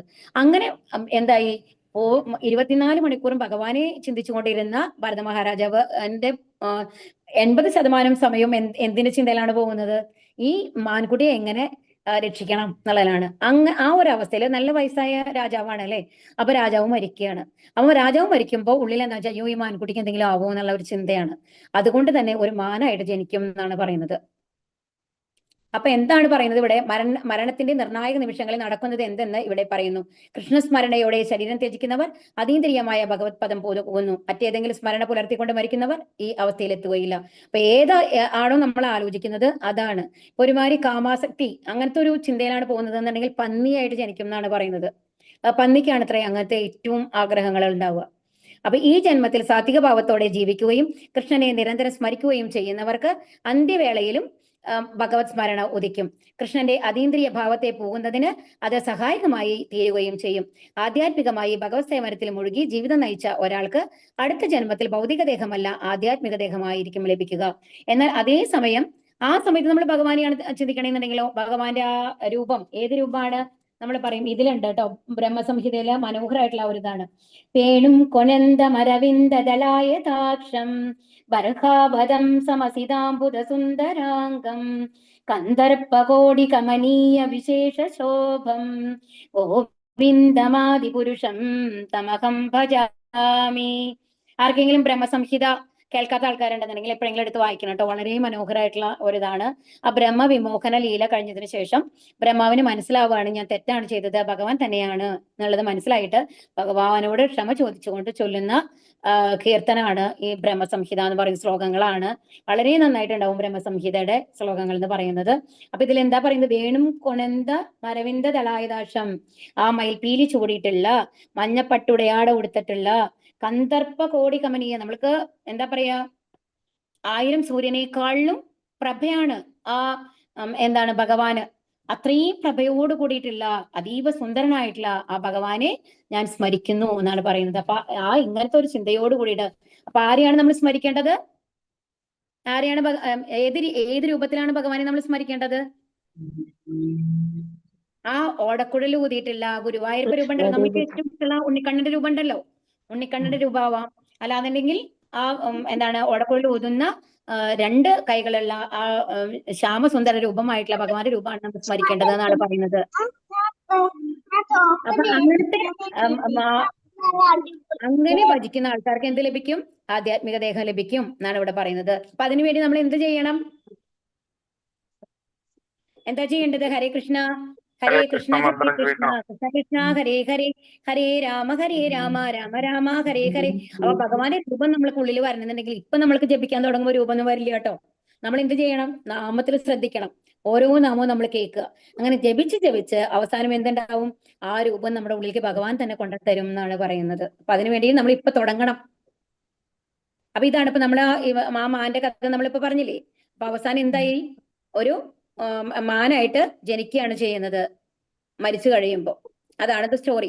അത് കഴിഞ്ഞിട്ട് ആ മാൻ വന്നു കഴിഞ്ഞിട്ട് ഭഗവാന്റെ അനുഗ്രഹം കൊണ്ട് അത്രയും ഭക്തി സേവനങ്ങൾ ചെയ്ത ആളല്ലേ. അപ്പൊ പൂർവ്വ ജന്മസ്മരണയുണ്ടാവും. ആ മാൻ എന്ത് ചെയ്യുന്നുണ്ടെങ്കിൽ കാട്ടിലൊന്നും നടക്കില്ല. ആശ്രമം എവിടെയുണ്ടോ ഏതോ ഒരു ആശ്രമത്തിൽ പോയി ആണ് ആ ജീവിതകാലം മുഴുവൻ ഇരിക്കുന്നത്. അത് കഴിഞ്ഞ് ആ ഒരു മരണം കഴിഞ്ഞ് മൂന്നാമത്തെ ജന്മത്തിലും അദ്ദേഹത്തിന് ഓർമ്മയുണ്ടാവും, പൂർവ്വജന്മ സ്മരണയുണ്ടാവും. അപ്പൊ അദ്ദേഹം ഒരു വലിയ ഇതായിട്ടാണ് ജനിക്കുന്നത്. പക്ഷേ എന്താണ് അദ്ദേഹം എന്താണോ ഓപ്റ്റ് ചെയ്യണമെന്നുണ്ടെങ്കിൽ ഞാൻ ഇനി ഒരാളോടും ഒരു എന്താ പറയുക ഒരു ഭ്രാന്തന്റെ പോലെ ഉള്ള ഒരു ലൈഫാണ് ഞാൻ നയിക്കാൻ പോകുന്നത്, ആരോടും ഒരു കോണ്ടാക്റ്റും ഇല്ല എന്നുള്ള പോലെ. അങ്ങനെയാണ് ജഡഭരതൻ എന്നുള്ള ഒരു ലെവലില് മൂന്നാമത്തെ ജന്മം പറയുക. ജഡഭരതൻ എന്നാണ് പറയുക, ഏതിനും റിയാക്ട് ചെയ്യില്ല അങ്ങനത്തെ ഒരാള്. അങ്ങനെയാണ്. അപ്പൊ അങ്ങനെ ജഡഭരതനായിട്ട് ജീവിച്ചിട്ടാണ് പിന്നെ അദ്ദേഹത്തിന് മുക്തി ലഭിക്കുന്നത്. അപ്പൊ ഒന്ന് ആലോചിച്ച് നോക്കൂ, ആ ഭാവ സ്റ്റേജിൽ ഇരുന്നു കൊണ്ട് ഒരു എന്താണ് 1 മാസത്തിലോ 2 മാസത്തിലോ ഭഗവാന്റെ അടുത്ത് പോവാൻ ഉണ്ടായിരുന്ന ആളാണ്. ഈ മാനോടുള്ള ആകർഷണം മൂലം എന്തുണ്ടായി? 3 ജന്മം എടുക്കേണ്ടി വന്നു, വീണ്ടും 2 ജന്മം എടുക്കേണ്ടി വന്നു എന്നുള്ളതാണ്. അപ്പൊ നമ്മൾക്ക് എത്രയും വേഗം ഭഗവാന്റെ അടുത്ത് പോകാനല്ലേ ശ്രമിക്കേണ്ടത്? തസ്മാ സർവേഷു കാലേഷു മാമനുസ്മര യുദ്ധ്യച മയ്യർപിതമനോ ബുദ്ധിർ മാമേ വൈഷ്യസ്യ സംശയഃ. അതിനാൽ അർജുന, ശ്രീകൃഷ്ണ രൂപത്തിൽ എന്നെ നീ എപ്പോഴും ഓർമ്മിക്കുക. കണ്ടോ, ഇവിടുത്തെ പറയാണ് ഏത് രൂപത്തിലാണ് ഭഗവാനെ ഓർക്കേണ്ടത്? ശ്രീകൃഷ്ണ രൂപത്തിൽ. ശ്രീകൃഷ്ണ രൂപത്തില് ഓടക്കൊള്ളുന്ന സുന്ദരനായിട്ടുള്ള ശ്യാമസുന്ദര രൂപത്തിൽ നമ്മൾ ഓർമ്മിക്കണം എന്നാണ് പറയുന്നത്. അപ്പൊ എന്താണ് നമ്മളുടെ ഇപ്പൊ ഇതെന്ന് പറയുന്നത് നമ്മൾക്ക് ഒരു പരീക്ഷയാണ്. എന്തുകൊണ്ടാണ് ഇതിനെ പരീക്ഷ എന്ന് പറയുന്നത്? ഹരേ കൃഷ്ണ. ഇപ്പൊ നമ്മൾ നോക്കൂ, നമ്മൾക്ക് ഒരു പരീക്ഷ 10th ഇപ്പൊ നമ്മൾ സ്കൂളിൽ പഠിക്കുമ്പോൾ LKG ഒരു കുട്ടിയെ ചേർത്തി നോക്കൂ, നമ്മൾ എന്താണ് എയിം ചെയ്യുന്നത്? 10ാം ക്ലാസ്സിലെ പരീക്ഷയ്ക്ക് നല്ല മാർക്ക് വാങ്ങണം, ആണോ അല്ലയോ? അല്ലേ? അതുകൊണ്ട് നല്ല സ്കൂളില് നമ്മൾ ഇതാവും, നന്നായി പഠിപ്പിക്കും അല്ലേ, അന്നന്ന് എടുക്കണം അന്നന്ന് പഠിക്കണം എന്ന് പറയും, അങ്ങനെയൊക്കെ ചെയ്യും. അപ്പൊ അതെന്താണ്? അപ്പൊ നമ്മൾ എയിം ചെയ്യുന്നതാണ് 10ാം ക്ലാസ്സിലെ പരീക്ഷ നന്നായിട്ട് പാസ്സാവണം. അത് കഴിയുമ്പോഴോ 12th നല്ല മാർക്കോട് കൂടി പാസ്സാവണം. 11th പോട്ടെ, 12th. അത് കഴിഞ്ഞാൽ പിന്നെ ഏത് കോഴ്സിനാണ് പോകണമെന്നുണ്ടെങ്കിൽ അതിൽ നല്ല മാർക്കോട് കൂടി പാസ്സായിട്ട് നമുക്കൊരു നല്ല ജോലി കിട്ടണം, ആണല്ലോ? ആ ജോലിക്ക് പോകുന്നതിന് മുമ്പ് നമുക്കൊരു ഇന്റർവ്യൂ നന്നായിട്ട് പാസ്സാവണോ? വേണം. ഇതിനൊക്കെ നമ്മൾക്ക് വെറുതെ അങ്ങോട്ട് പോയാൽ നമ്മൾക്ക് സാധിക്കുമോ? ഒരു IIT പഠിക്കണം, ഒരു IAS കിട്ടണം, അല്ലെങ്കിൽ ഒരു MBBS പഠിക്കണം, അല്ലാന്നുണ്ടെങ്കിൽ ഒരു ലോയർ ആവണം. അപ്പൊ ഏത് കോഴ്സ് പഠിച്ചു കഴിഞ്ഞാലും അതിൻ്റെ, അല്ലെങ്കിൽ ഒരു എക്കണോമിസ്റ്റ് ആവണം. അപ്പൊ ഏത് കോഴ്സിനും അതിൻ്റെതായിട്ടുള്ള ഒരു ഹയസ്റ്റ് ലെവൽ ഉണ്ട് അല്ലെ? ആ ഒരു ലെവലിൽ നമ്മൾ എത്താൻ വേണ്ടിയിട്ടാണ് നമ്മൾ ശ്രമിച്ചുകൊണ്ടിരിക്കുക. അതിന് വേണ്ടിയിട്ട് നമ്മൾ ഒരു ദിവസം കൊണ്ട് നമ്മൾ ശ്രമിച്ചാൽ പറ്റുമോ? അപ്പൊ നമ്മൾ LKG തൊട്ട് ഡെയിലി പഠിച്ച് ആ ലെവലിൽ നമ്മൾ മെയിൻറ്റെയിൻ ചെയ്തിട്ടാണ് 10ാം ക്ലാസ്സിൽ നല്ല മാർക്കോട് കൂടി പാസ്സാവുന്നത് അല്ലെ? അത് 10ാം ക്ലാസ് പരീക്ഷയുടെ മുമ്പ് തലേ ദിവസം ഇരുന്ന് കഴിഞ്ഞിട്ട് നമ്മൾ പഠിക്കാന്ന് വിചാരിച്ചു കഴിഞ്ഞാൽ നമ്മൾക്ക് വിചാരിച്ച അത്രയ്ക്ക് മാർക്കോട് കൂടി പാസ്സാവാനായിട്ട് സാധിക്കുമോ? ഇല്ല. അത് നിരന്തരമായിട്ടുള്ള ശ്രമമാണ്. ഓരോ ദിവസവും നമ്മൾ പഠിച്ച് 8th തൊട്ട് 9th തൊട്ട് നമ്മൾ ഇരുന്ന് പഠിച്ച് എല്ലാം മനസ്സിലാക്കി അങ്ങനെ വരുന്ന ഒരു കുട്ടിക്കാണ് വളരെ ടെൻഷൻ ഇല്ലാണ്ട് ഒരുമാതിരി നല്ല മാർക്കോട് കൂടി പാസ്സാവാനായിട്ട് സാധിക്കുക അല്ലെ? അപ്പൊ നമ്മൾക്ക് ഭഗവാൻ തരുന്ന പരീക്ഷ എന്താണ്? ഇപ്പോ നിങ്ങളെ ഞാൻ എന്റെ ധാമത്തിലേക്ക് കൊണ്ടുപോകാം, നിങ്ങൾക്ക് മരണമില്ല, ജനനമില്ല, വാർദ്ധക്യമില്ല, രോഗങ്ങളില്ലാത്ത ഒരു അവസ്ഥയിലേക്ക് ഞാൻ കൊണ്ടുപോകാം. പക്ഷെ എന്ത് വേണം? എന്താ കണ്ടീഷൻ? എന്താ കണ്ടീഷൻ നമ്മളോട് പറഞ്ഞേക്കണത്? മരിക്കുന്ന സമയത്ത് എന്നെ സ്മരിക്കണം, ഭഗവാനെ ഓർക്കണം അല്ലേ? ഭഗവാൻ പറയുന്നത്, ഭഗവാൻ നമ്മളോട് പറയുന്നത് എന്താണ്? മരിക്കുന്ന സമയത്ത് എന്നെ ഓർത്താൽ ഞാൻ നിങ്ങളെ എന്റെ ധാമത്തിലേക്ക് കൊണ്ടുപോകാന്നാണ്. ഓക്കെ, അതാണ് നമ്മുടെ വിസ കേട്ടോ. US വിസ എന്ന് ആലോചിച്ചോളൂ, അതിനേക്കാൾ വലിയ വിസയാണിത്. കാരണം നമ്മൾക്ക് വാർദ്ധക്യമില്ല, മരണമില്ല, എപ്പോഴും നിത്യയൗവനാണ്. ഭഗവാൻ എപ്പോഴും നിത്യയൗവനല്ലേ? ആലോചിച്ച് നോക്കൂ. ഭഗവാന് കുരുക്ഷേത്ര യുദ്ധം ചെയ്യുന്ന സമയത്ത് ഏകദേശം 120 വയസ്സുണ്ടായിരുന്നു എന്നാണ് ഭഗവാൻ പറയുന്നത്. അപ്പൊ ഒന്ന് ആലോചിച്ച് നോക്കൂ, 120 വയസ്സുള്ള ആളെ മാതിരിയാണോ നമുക്ക് ഭഗവാനെ കാണുന്നത്? 18ഓ 19ഓ 20ഓ വയസ്സുള്ള ഒരു കുട്ടിമാരിയല്ലേ നമുക്ക് തോന്നുക? അല്ലെ? നിത്യയൗവനമാണ് ഭഗവാന്. അപ്പൊ ആ നിത്യയൗവനത്തോട് കൂടിയിട്ട് നമ്മളെ അവിടെ കൊണ്ടുവന്ന് ഇരുത്താം എന്നാണ് ഭഗവാൻ നമ്മളോട് പറയുന്നത്. അതിന് എന്താ കണ്ടീഷൻ? നമ്മൾ എന്ത് ചെയ്യണം? നമ്മൾ ഭഗവാനെ സ്മരിക്കണം. അപ്പൊ അതിന് എന്താണ് പ്രാക്ടീസ് ചെയ്യേണ്ടത്? നമ്മൾക്ക് സയൻസ്, സോഷ്യൽ സ്റ്റഡീസ് അല്ല പഠിക്കേണ്ടത്. എന്താ ചെയ്യേണ്ടത്? ശ്രീകൃഷ്ണ രൂപത്തിൽ എന്താ പറയുന്നത്? ശ്രീകൃഷ്ണ രൂപത്തില് എന്നെ നീ എപ്പോഴും ഓർക്കണം. അതോടൊപ്പം തന്റെ നിയതകർമ്മമായി യുദ്ധം നിർവഹിക്കുകയും ചെയ്യുക. പക്ഷെ എന്നെ നാമം ജപിച്ച് കണ്ണടച്ചിരിക്കാനല്ല ഭഗവാൻ പറയുന്നത്. എന്താ പറയുന്നത്? നിങ്ങൾക്ക് എന്താണ് പ്രവൃത്തി? നിങ്ങളൊരു ടീച്ചറാണോ? നിങ്ങൾ ടീച്ചിങ് ജോബ് ചെയ്യൂ. നിങ്ങളൊരു വീട്ടമ്മയാണോ? വീട്ടമ്മയായിട്ടിരിക്കൂ. അല്ലെങ്കിൽ ഓഫീസിൽ ഒരു കാഷ്യർ ആണോ? ആ കാഷ്യർ ജോലി ചെയ്യൂ. അതൊക്കെ ചെയ്യുന്നതോടൊപ്പം എന്നെ ഓർക്കണം. അർജുനൻ ക്ഷത്രിയനായതുകൊണ്ട് എന്താ പറയുന്നത്? യുദ്ധം ചെയ്യൂ. നമ്മളോട് എന്താ പറയുന്നത്? നിങ്ങളുടെ പണിയൊന്നും നിർത്തണ്ട. നിങ്ങൾ ഓരോ ജോലി ചെയ്യുമ്പോഴും എന്നെ ഓർത്തുകൊണ്ടിരിക്കുക. സ്വകർമ്മങ്ങളെല്ലാം എനിക്കായി അർപ്പിക്കുക. അപ്പൊ എല്ലാ കർമ്മങ്ങളും നമ്മൾക്ക് വേണ്ടി ചെയ്യാതെ ഭഗവാന് വേണ്ടി അർപ്പിച്ച് ചെയ്യുക. അങ്ങനെ ഇരുന്ന് കഴിഞ്ഞാൽ തീർച്ചയായിട്ടും നീ എന്നെ പ്രാപിക്കും എന്ന് പറയുകയാണ്. അർജുനനോടുള്ള ഈ ഉപദേശം ഭൗതിക കർമ്മങ്ങളിൽ ഏർപ്പെട്ടിരിക്കുന്ന എല്ലാവരെയും സംബന്ധിച്ചും പ്രസക്തമാണ്. തങ്ങളുടെ നിർദ്ദിഷ്ട കർമ്മം നിറവേറ്റുന്നതിൽ നിന്ന് പിന്തിരിയാൻ ആരെയും ഭഗവാൻ പ്രേരിപ്പിക്കുന്നില്ല. ഒരാൾക്ക് ഈ പ്രവൃത്തികൾ തുടരുന്നതോടൊപ്പം ഹരേ കൃഷ്ണ മന്ത്രം ഉച്ചരിച്ചുകൊണ്ട് ഭഗവത് സ്മരണ പുലർത്തുകയുമാവാം. അതാണ് പറയുന്നത്. നമ്മുടെ എല്ലാ പ്രവൃത്തി, നമ്മൾ അന്ന് പറഞ്ഞ പോലെ അമ്മയുടെ മാതിരി ആവണം. അമ്മ ഒരു കുട്ടിയെ ഓർക്കുന്നത് പോലെ, LKG അയച്ച ഒരു കുട്ടിയെ ഓർക്കുന്നത് പോലെ തന്റെ കർമ്മങ്ങൾ ചെയ്തിട്ടാണ് ഓർക്കുന്നത്. അതുപോലെ നമ്മൾ ഓരോ പ്രവൃത്തി ചെയ്യുമ്പോഴും എന്താ ആലോചിക്കണം? ഭഗവാനെ കുറിച്ച് ആലോചിക്കണം. ഇത് ജീവനെ ഭൗതിക കൽമഷങ്ങൾ ബാധിക്കാതിരിക്കുവാനും മനോബുദ്ധികളെ ഭഗവാനിൽ ഏകാഗ്രീകരിക്കാനും ഉതകും. കൃഷ്ണനാമോച്ചാരണം ഭക്തനെ പരമോത്കൃഷ്ടമായ കൃഷ്ണലോകത്തിൽ എത്തിക്കുന്നു എന്നതിന് സംശയമില്ല. ഇനി അടുത്ത ശ്ലോകം എന്താ പറയുന്നത്? അഭ്യാസയോഗയുക്തേന ചേതസാ നാന്യഗാമിന പരമം പുരുഷം ദിവ്യം യാതി പാർത്ഥാനു ചിന്തയൻ. എന്നെ പരമദിവ്യോത്തമ പുരുഷനായി ആരാണോ ധ്യാനിക്കുന്നത്, ആരാണോ മാർഗത്തിൽ നിന്ന് വ്യതിചലിക്കാതെ തുടർച്ചയായി എന്നെ മനസ്സിൽ സ്മരിക്കുന്നത്, അല്ലയോ പാർത്ഥ, അയാൾ നിശ്ചയമായും എന്നെ പ്രാപിക്കും. അപ്പൊ ഇവിടെ എന്താണ് ഭഗവാൻ നമ്മളോട് പറയുന്നത്? ഭജഗോവിന്ദത്തിൽ എന്താ പറയുന്നത്? ഭജഗോവിന്ദം ഭജഗോവിന്ദം ഗോവിന്ദം ഭജമൂഢമതേ. അതിന്റെ അടുത്ത ലൈനിന്റെ അർത്ഥം എന്താണെന്നുണ്ടെങ്കിൽ, അല്ലയോ മൂഢനായ മനുഷ്യ, ഗോവിന്ദനെ ഭജിക്കൂ. ശങ്കരാചാര്യരാണ് പറയുന്നത്. ഗോവിന്ദനെ ഭജിക്കൂ, ഗോവിന്ദനെ ഭജിക്കൂ. അല്ലാണ്ട് നിനക്ക് ഒരു രക്ഷയും ഇല്ല. ഈ ഭൗതിക കാര്യങ്ങളൊക്കെ എല്ലാം നശിച്ചു പോകുന്നതാണ്. പക്ഷെ നിന്റെ അവസാനത്തെ ആശ്രയം എന്ന് പറയുന്നത് ഗോവിന്ദൻ മാത്രമേ ഉള്ളൂ. ഗോവിന്ദന് മാത്രമേ നിന്നെ ഈ ദുഃഖത്തിൽ നിന്ന് കരകയറ്റാനായിട്ട് സാധിക്കുള്ളൂ എന്നുള്ളത് ഭജഗോവിന്ദത്തില് ശങ്കരാചാര്യര് പറയുന്നുണ്ട്. അപ്പൊ ഇവിടെ എന്താ പറയുന്നത്? അഭ്യാസയോഗയുക്തേന. അപ്പൊ ഭഗവാൻ പറയാണ്, ഈ അവസാനത്തെ സമയത്ത് എന്നെ സ്മരിക്കാൻ പറഞ്ഞു തന്നു ഞാൻ. പക്ഷെ അത് അത്ര എളുപ്പമല്ല നിങ്ങൾ വിചാരിക്കണ മാതിരി. എന്ത് ചെയ്യണം? അത് ആ സമയത്ത് ഇപ്പൊ നമ്മളോട് പറയുമ്പോൾ ഭഗവത്ഗീത പഠിക്കാനായിട്ട് വരുന്ന ഇപ്പൊ നിങ്ങളിൽ ആർക്കെങ്കിലും അതൊരു അനുഭവം ഉണ്ടായിട്ടുണ്ടാവാം. ഇപ്പൊ ക്ലാസ് ചേരുകയാണ് എന്ന് പറയുമ്പോൾ അധികം പ്രായമായിട്ടില്ല എന്ന് വെച്ചോളും. അങ്ങനെ ആകുമ്പോൾ പറയും, എന്തിനാ ഈ വയസ്സിലൊക്കെ ഭഗവത്ഗീത പഠിക്കണേ? വേറെ പണിയില്ലേ നിങ്ങൾക്കൊന്നും? അതൊക്കെ 70 വയസ്സ് 80 വയസ്സാവുമ്പോഴാണ് പഠിക്കേണ്ടത് എന്ന് പറയും. ഓക്കെ, അപ്പം ഇങ്ങനെ ആരെങ്കിലും കേട്ടിട്ടുണ്ടോ? ആരെങ്കിലും പറഞ്ഞിട്ടുണ്ടോ നിങ്ങളോട്? ഹരേ കൃഷ്ണ. പറഞ്ഞിട്ടുണ്ട് അല്ലേ? അപ്പൊ ഒരു അത്രയും വയസ്സിലൊക്കെ പഠിച്ചാൽ മതി എന്നുള്ളത്. പക്ഷെ നമ്മൾ ആലോചിക്കേണ്ട കാര്യം എന്താണെന്നുണ്ടെങ്കിൽ, ആരാ പറഞ്ഞത് നമ്മളുടെ ആയുസ് വന്നിട്ട് 80 വയസ്സാണ് അല്ലെങ്കിൽ 90 വയസ്സാണെന്ന്? നമുക്ക് ആരെങ്കിലും നമ്മളോട് ഗ്യാരണ്ടി തന്നിട്ടുണ്ടോ? നമ്മുടെ മരണം എപ്പോഴാ വേണ്ടത് നമുക്ക് അറിയോ? അറിയില്ല അല്ലേ? അപ്പൊ ഭഗവത്ഗീത എപ്പോഴാണ് നമ്മൾ പഠിക്കാൻ തുടങ്ങേണ്ടത്? ഇപ്പോഴും പഠിക്കാം, ഏത് പ്രായത്തിലും. ഏത് സമയത്ത്. ഇപ്പോഴേ നമ്മൾക്ക് വൈകി അല്ലേ? കുറെ വൈകിട്ടാണ്. പക്ഷെ എന്നാലും എന്താണ്, ഇനി സമയം കളയാണ്ടിരിക്കുക. ഭഗവാൻ എന്താ പറഞ്ഞത്? അഭ്യാസയോഗയുക്തേന. നിരന്തരമായ അഭ്യാസം കൊണ്ട് മാത്രം, നിരന്തരമായ പരിശ്രമം കൊണ്ടാണ് എവിടേക്ക് എത്താൻ പറ്റുന്നത്? ഭഗവാന്റെ അടുത്ത് എത്താൻ പറ്റുന്നത്. അപ്പൊ ഇതില് ഭാഗവതത്തിൽ ഒരു ശ്ലോകം ഉണ്ട്. സവൈ പുംസാം പരോ ധർമ്മോ യഥോ ഭക്തിർ അധോക്ഷജേ അഹൈതുകി അപ്രതിഹത യയാത്മാസു പ്രസീദതി. അതിലെന്താ പറയുന്നുണ്ടെങ്കിൽ അഹൈതുകി അപ്രതിഹത എന്നാണ് പറയുന്നത്. നിരന്തരമായി ഒരു കണ്ടീഷനും ഇല്ലാണ്ട്, അതായത് എനിക്ക് അത് വേണം ഇത് വേണം എന്നുള്ള ആഗ്രഹം കൊണ്ടല്ല, എനിക്ക് ഭഗവാൻ ഇഷ്ടമാണ്, അതുകൊണ്ട് എനിക്ക് ഭഗവാന്റെ അടുത്ത് പോകണം. ഭഗവാനിന് ഒന്നും കിട്ടാനല്ല. ഗോപികമാർ അങ്ങനെയായിരുന്നു. ഭഗവാനിന് എന്തെങ്കിലും കിട്ടാൻ വേണ്ടിയിട്ടാണോ ഗോപികമാര് പ്രാർത്ഥിച്ചത്? അല്ല, ഭഗവാന്റെ സാന്നിധ്യം എപ്പോഴും വേണമെന്നുള്ളത് മാത്രമാണ് അവർക്ക് ഉണ്ടായിരുന്നത്. അവർക്ക് എന്തെങ്കിലും അത്രയും കോടി സ്വത്ത് വേണമെന്ന് ഒരിക്കലും ഒരു ഗോപികമാരും ചോദിച്ചിട്ടില്ല ഭഗവാന്റെ അടുത്ത്. അപ്പൊ ഭഗവാൻ ഇഷ്ടപ്പെട്ട് നമ്മളുടെ മക്കൾ നമ്മുടെ അടുത്ത് ഉണ്ടാവണം നമ്മൾ എന്തുകൊണ്ടാണ് ആഗ്രഹിക്കുന്നത്? അവരെന്തെങ്കിലും നമ്മൾക്ക് തരാൻ വേണ്ടിയിട്ടാണോ? ആണോ? അല്ല അല്ല, അവരോടുള്ള ഇഷ്ടം. നമ്മൾക്ക് ഇഷ്ടമാണ്, നമ്മളുടെ മക്കളാണ് അല്ലേ? അതുകൊണ്ട് നമ്മളുടെ ഭഗവാനാണ്, ആ ഭഗവാന്റെ അടുത്തേക്ക് നമ്മൾക്ക് പോകണം. ആ ഒരു മനോഭാവത്തോട് കൂടിയിട്ട് നിരന്തരമായി ധ്യാനിച്ചു കഴിഞ്ഞാൽ എവിടേക്ക് എത്താൻ പറ്റും?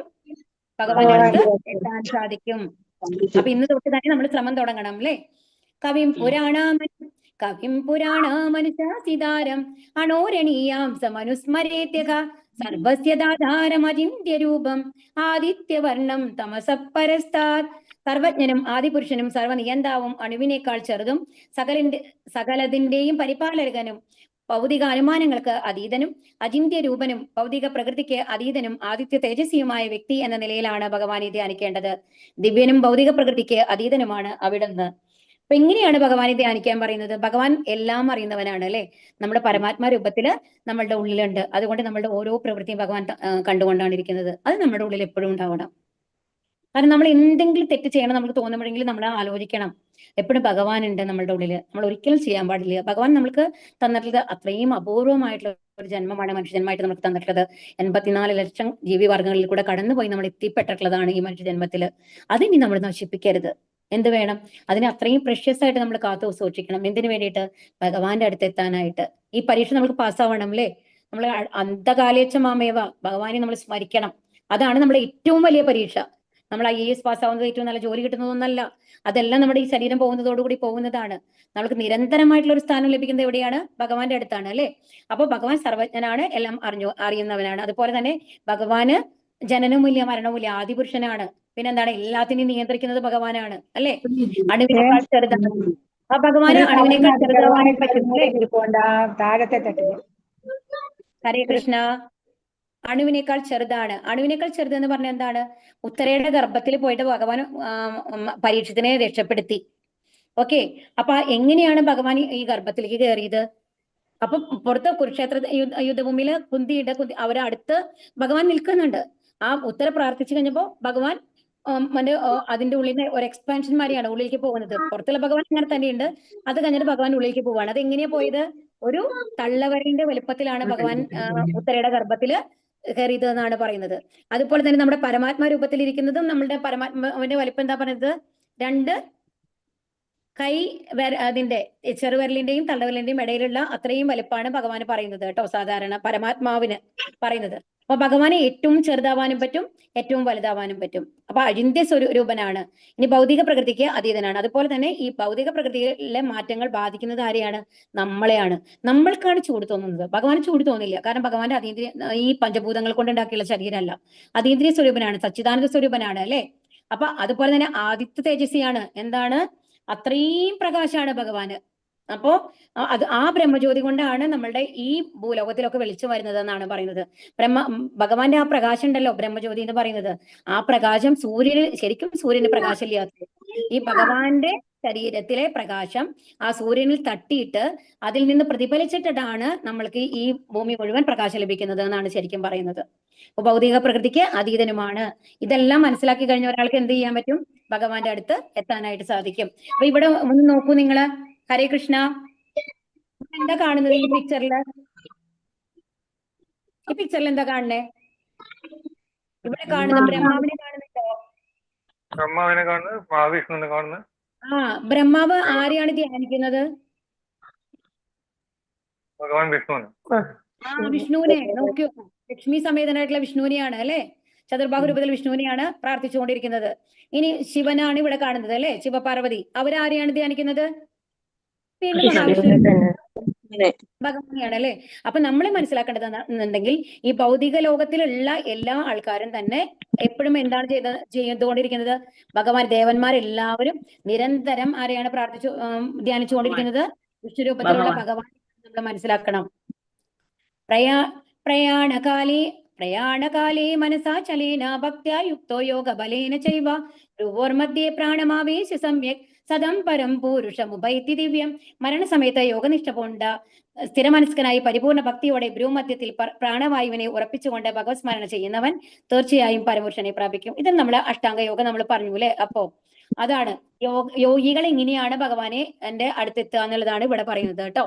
അതെന്താണെന്നുണ്ടെങ്കിൽ നമ്മൾ സ്ഥിരമനസ്കനായിട്ട് നമ്മുടെ ഭ്രൂമധ്യത്തിൽ എന്ന് പറഞ്ഞാൽ നമ്മുടെ പുരികണ്ടല്ലോ അതിന്റെ ഇടയില് ആ ഇടയിലുള്ള സ്ഥാനത്ത് പ്രാണവായുവിനെ ഉറപ്പിച്ചുകൊണ്ട് നമ്മൾക്ക് 4-5 തരത്തിലുള്ള വായു ഉണ്ട്. 6 തരാണെന്ന് വിചാരിക്കണു ഞാന്.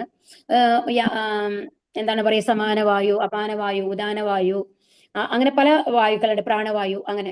അപ്പൊ അവിടെ അതില് പ്രാണവായുവിനെ ഇവിടെ ഉറപ്പിക്കണം എന്നാണ് പറയുന്നത്. അപ്പൊ അങ്ങനെ ഉറപ്പിച്ചിട്ട് ഭഗവാനെ, അത് ചക്രങ്ങൾ എന്ന് പറഞ്ഞിട്ട് അങ്ങനെ കൊണ്ടുവരുന്നതാണ് കേട്ടോ അതില് ആ യോഗ ഇതിലുള്ളത്. യോഗ പഠിച്ച ആൾക്കാർക്ക് അറിയുന്നുണ്ടായിരിക്കും. അത് നമ്മൾക്ക് അത്ര ഇമ്പോർട്ടന്റ് ആയിട്ടുള്ള കാര്യമല്ല. അപ്പൊ അങ്ങനെ ഉറപ്പിച്ചുകൊണ്ട് ഭഗവത് സ്മരണ ചെയ്യുന്ന ആൾക്കാർക്ക് എന്ത് ചെയ്യാൻ പറ്റും? ഭഗവാനെ സ്മരിക്കാൻ സാധിക്കും. എന്താ കാരണം എന്നുണ്ടെങ്കിൽ അവർക്ക് ആ സമാധി ലെവൽ എത്തിക്കഴിഞ്ഞു കഴിഞ്ഞാല് ബ്രഹ്മരന്ധ്രത്തിൽ കൂടി എന്താണ് തന്റെ ജീവനെ, ഈ പ്രാണവായുവിനെ പുറത്തെടുക്കാൻ പറ്റും. അവർക്ക് എവിടേക്ക് വേണമെങ്കിലും പോകാൻ പറ്റും എന്നുള്ള ലെവലിൽ അവരെത്തും എന്നുള്ളതാണ് ഇവിടെ പറയുന്നത് കേട്ടോ. അപ്പൊ ഇവിടുത്തെ സ്റ്റോറി പറയുന്നത് എന്താണെന്നുണ്ടെങ്കിൽ ഭഗവാൻ എത്ര കരുണാവാനാണെന്നുള്ളതാണ് ഇവിടെ പറയുന്നത്. ഇത് അജാമിള എന്ന് പറഞ്ഞിട്ടുള്ള ആളുടെ സ്റ്റോറിയാണ്. അജാമിളൻ എങ്ങനെയായിരുന്നു എന്നുണ്ടെങ്കിൽ വളരെ ഒരു ഇതായിട്ടുള്ള ഭക്തിയുള്ള ഒരു ബ്രാഹ്മണനായിരുന്നു. നല്ലൊരു ബ്രാഹ്മണ കുടുംബത്തിൽ ജനിച്ചതാണ്. അമ്മയുണ്ട്, ഭാര്യയുണ്ട്. അത്രയും നല്ലൊരു ഭാര്യയാണ് ഉണ്ടായിരുന്നത്. അപ്പോൾ എല്ലാ ദിവസവും ഭഗവാനെ പൂജിക്കാൻ വേണ്ടിയിട്ട് പൂക്കൾ ഇറക്കാനായിട്ട് പോകും. അപ്പൊ ഒരു ദിവസം പൂക്കൾ ഇറക്കാനായിട്ട് പോകുമ്പോൾ ചെറുപ്പാണ്, ഒരു 20കളിലേ ഉള്ളൂ, വയസ്സായിട്ടുള്ളൂ, യൗവനത്തിലുള്ള ഒരാളാണ്. അപ്പോൾ പോകുമ്പോൾ അവിടെ കാട്ടിൽ ചെന്ന് കഴിയുമ്പോൾ അവിടെ വനപ്രദേശമാണ്. അപ്പൊ അവിടെ നിന്നാണ് പൂക്കൾ പറിക്കുക. അവിടെ ചെല്ലുമ്പോൾ ഒരു ഇവിടെ കാണുന്നില്ലേ, ഒരു സ്ത്രീയും ഒരു പുരുഷനും കൂടി ഇങ്ങനെ ആലിംഗനം ചെയ്തിട്ടുള്ള ഒരു ഇത് കാണുകയാണ്. ആ സ്ത്രീ കണ്ട ഉടനെ അത്രയും ഭംഗിയാണ് കാണാനായിട്ട്. അപ്പം അവരെ മേലെ അത്രയും ആകർഷനാവുകയാണ് ഈ അജാമിളൻ. അത് കഴിഞ്ഞിട്ട് തിരിച്ച് വീട്ടിലെത്തി കഴിഞ്ഞ് കഴിഞ്ഞാൽ പൂജ ചെയ്യാനുള്ള താല്പര്യമില്ല, ആ സ്ത്രീയെ മാത്രം ചിന്തിച്ചുകൊണ്ടിരിക്കുകയാണ്. അപ്പം പിന്നെയാണ് അറിയുന്നത് അതൊരു വേശ്യ സ്ത്രീയാണെന്ന്. എന്നിട്ട് അവരടുത്ത് പോയിട്ട് പറയാണ്, എനിക്ക് നിങ്ങളെ കാണാണ്ടിരിക്കാൻ പറ്റില്ല, നിങ്ങൾ എന്റെ കൂടെ വരണമെന്ന്. എന്നിട്ട് ആ വേശ്യ സ്ത്രീ വീട്ടിലേക്ക് കൊണ്ടുവരികയാണ് ചെയ്യുന്നത്. അത് ആ ഒരു സങ്കടത്തില് അമ്മയും ഭാര്യയും മരിക്കും. ഓക്കെ, അത് കഴിഞ്ഞ് കഴിഞ്ഞിട്ട് ആ സ്ത്രീയുടെ കൂടെ മുഴുകി ഒരുപാട് മക്കളുണ്ടാവും. അങ്ങനെ ചെയ്യാത്തതൊന്നുമില്ല. അതുപോലെ ബ്രാഹ്മണ ചിട്ടയിൽ ഉണ്ടായിരുന്ന ആള് മദ്യം കുടിക്കാൻ തുടങ്ങും, അതുപോലെ തന്നെ മാംസം കഴിക്കാൻ തുടങ്ങും, അങ്ങനെ എല്ലാം എന്തൊക്കെ ചൂത് അങ്ങനത്തെ കാര്യങ്ങളെല്ലാം ചെയ്യാൻ തുടങ്ങും. അങ്ങനെ ചീട്ട് കളിക്കുക അങ്ങനെയൊക്കെ പറയില്ലേ, എല്ലാ വേണ്ടാത്ത പ്രവൃത്തികളും ചെയ്യും. ആ സ്ത്രീക്ക് വേണ്ടിയിട്ട് അവരുടെ സാധനങ്ങളൊക്കെ വാങ്ങി കൊടുക്കാൻ വേണ്ടിയിട്ട് കളവ് ചെയ്യുക, ആ ഒരു ലെവലിൽ എത്താണ്. അങ്ങനെ കുറെ കാലം അങ്ങനെ ജീവിക്കും, കുറെ മക്കളുണ്ടാവും. അങ്ങനെ വയസ്സായി കുറെ വയസ്സാവുമ്പോൾ ഒരു മോനുണ്ടാവുകയാണ്. ആ മകന് നാരായണൻ എന്നുള്ള പേരിടും. അത് കഴിഞ്ഞിട്ട് മരണക്കിടക്കയിലാണ്. അപ്പൊ ഈ കുട്ടി വളരെ ചെറുതാണ്, 1-2 വയസ്സായിട്ടുണ്ടാവുള്ളൂ. ആ മരണക്കിടക്കയിൽ ഇങ്ങനെ മരിക്കുന്ന സമയത്ത് ഇങ്ങനെ ശ്വാസം വലിച്ചുകൊണ്ട് കിടക്കുന്ന ഒരു അവസ്ഥയിലാണുള്ളത് അജാമിളൻ. അപ്പൊ ആ സമയത്ത് വന്നു കഴിഞ്ഞിട്ട് യമദൂതന്മാര് വരെയാണ്. കാരണം അത്രയും പാപങ്ങളാണ് ചെയ്തിട്ടുള്ളത് അല്ലെ. അപ്പൊ യമദൂതന്മാര് വരെയാണ്. അപ്പൊ യമദൂതന്മാര് വരും. അപ്പൊ ഇത് കാണും. അപ്പൊ മരണസമയത്ത് നമ്മൾക്ക് കാണാം എന്നാണ് പറയുന്നത്. മരിക്കുന്ന വ്യക്തികൾക്ക് കാണാം അത്രേ. അങ്ങനെ മരിച്ചു പോകുന്ന ആൾക്കാർ നമ്മളോട് തിരിച്ചു വന്ന് പറയില്ലല്ലോ. അതുകൊണ്ട് നമ്മൾക്ക് അറിയില്ല അവർ കാണുന്നുണ്ടോ ഇല്ല എന്നുള്ളത്. അപ്പൊ യമദൂതന്മാരെ കാണുമ്പോൾ പേടിക്കുകയാണ്. എന്നിട്ട് അപ്പൊ തോന്നുന്നു, അയ്യോ ഞാൻ മരിച്ചു കഴിഞ്ഞാൽ എന്റെ കുട്ടി, ആ കുട്ടിയോടുള്ള പാശാണ് ഉള്ളത്. അപ്പൊ അങ്ങനെ നാരായണ നാരായണ എന്ന് വിളിക്കുകയാണ്. അപ്പൊ ഈ നാരായണ നാരായണ എന്ന് വിളിക്കുമ്പോ അതീവ എന്താ പറയാ, കരുണാസിന്ധു എന്നല്ലേ പറയാ ഭഗവാനെ. അത്രയും കരുണയുള്ള ഭഗവാൻ അതിനെന്തായിട്ട് എടുക്കുന്നു, അജാമിളൻ എന്നെയാണ് നാരായണൻ എന്ന് വിളിച്ചത്. ശരിക്കും മകനെയാണ് വിളിച്ചത്. എന്നാലും അതും ഭഗവാൻ അറിയില്ലേ, അറിയാം. എന്നാലും ഭഗവാൻ ഒരു എക്സ്ക്യൂസ് കൊടുക്കാണ്, എന്നെയാണ് നാരായണൻ എന്ന് വിളിച്ചത് എന്നും പറഞ്ഞിട്ട് വിഷ്ണു ദൂതന്മാരെ അയക്കുകയാണ്. എന്നിട്ട് വിഷ്ണു ദൂതന്മാര് വരും. അപ്പൊ യമദൂതന്മാരെ കണ്ടു കഴിഞ്ഞാൽ ആകെ ടെൻഷനാവും. ഇതാരാണ് ഈ വരുന്നത്, ഇതുവരെ അങ്ങനത്തെ ഒരു സംഭവം ഉണ്ടായിട്ടില്ല.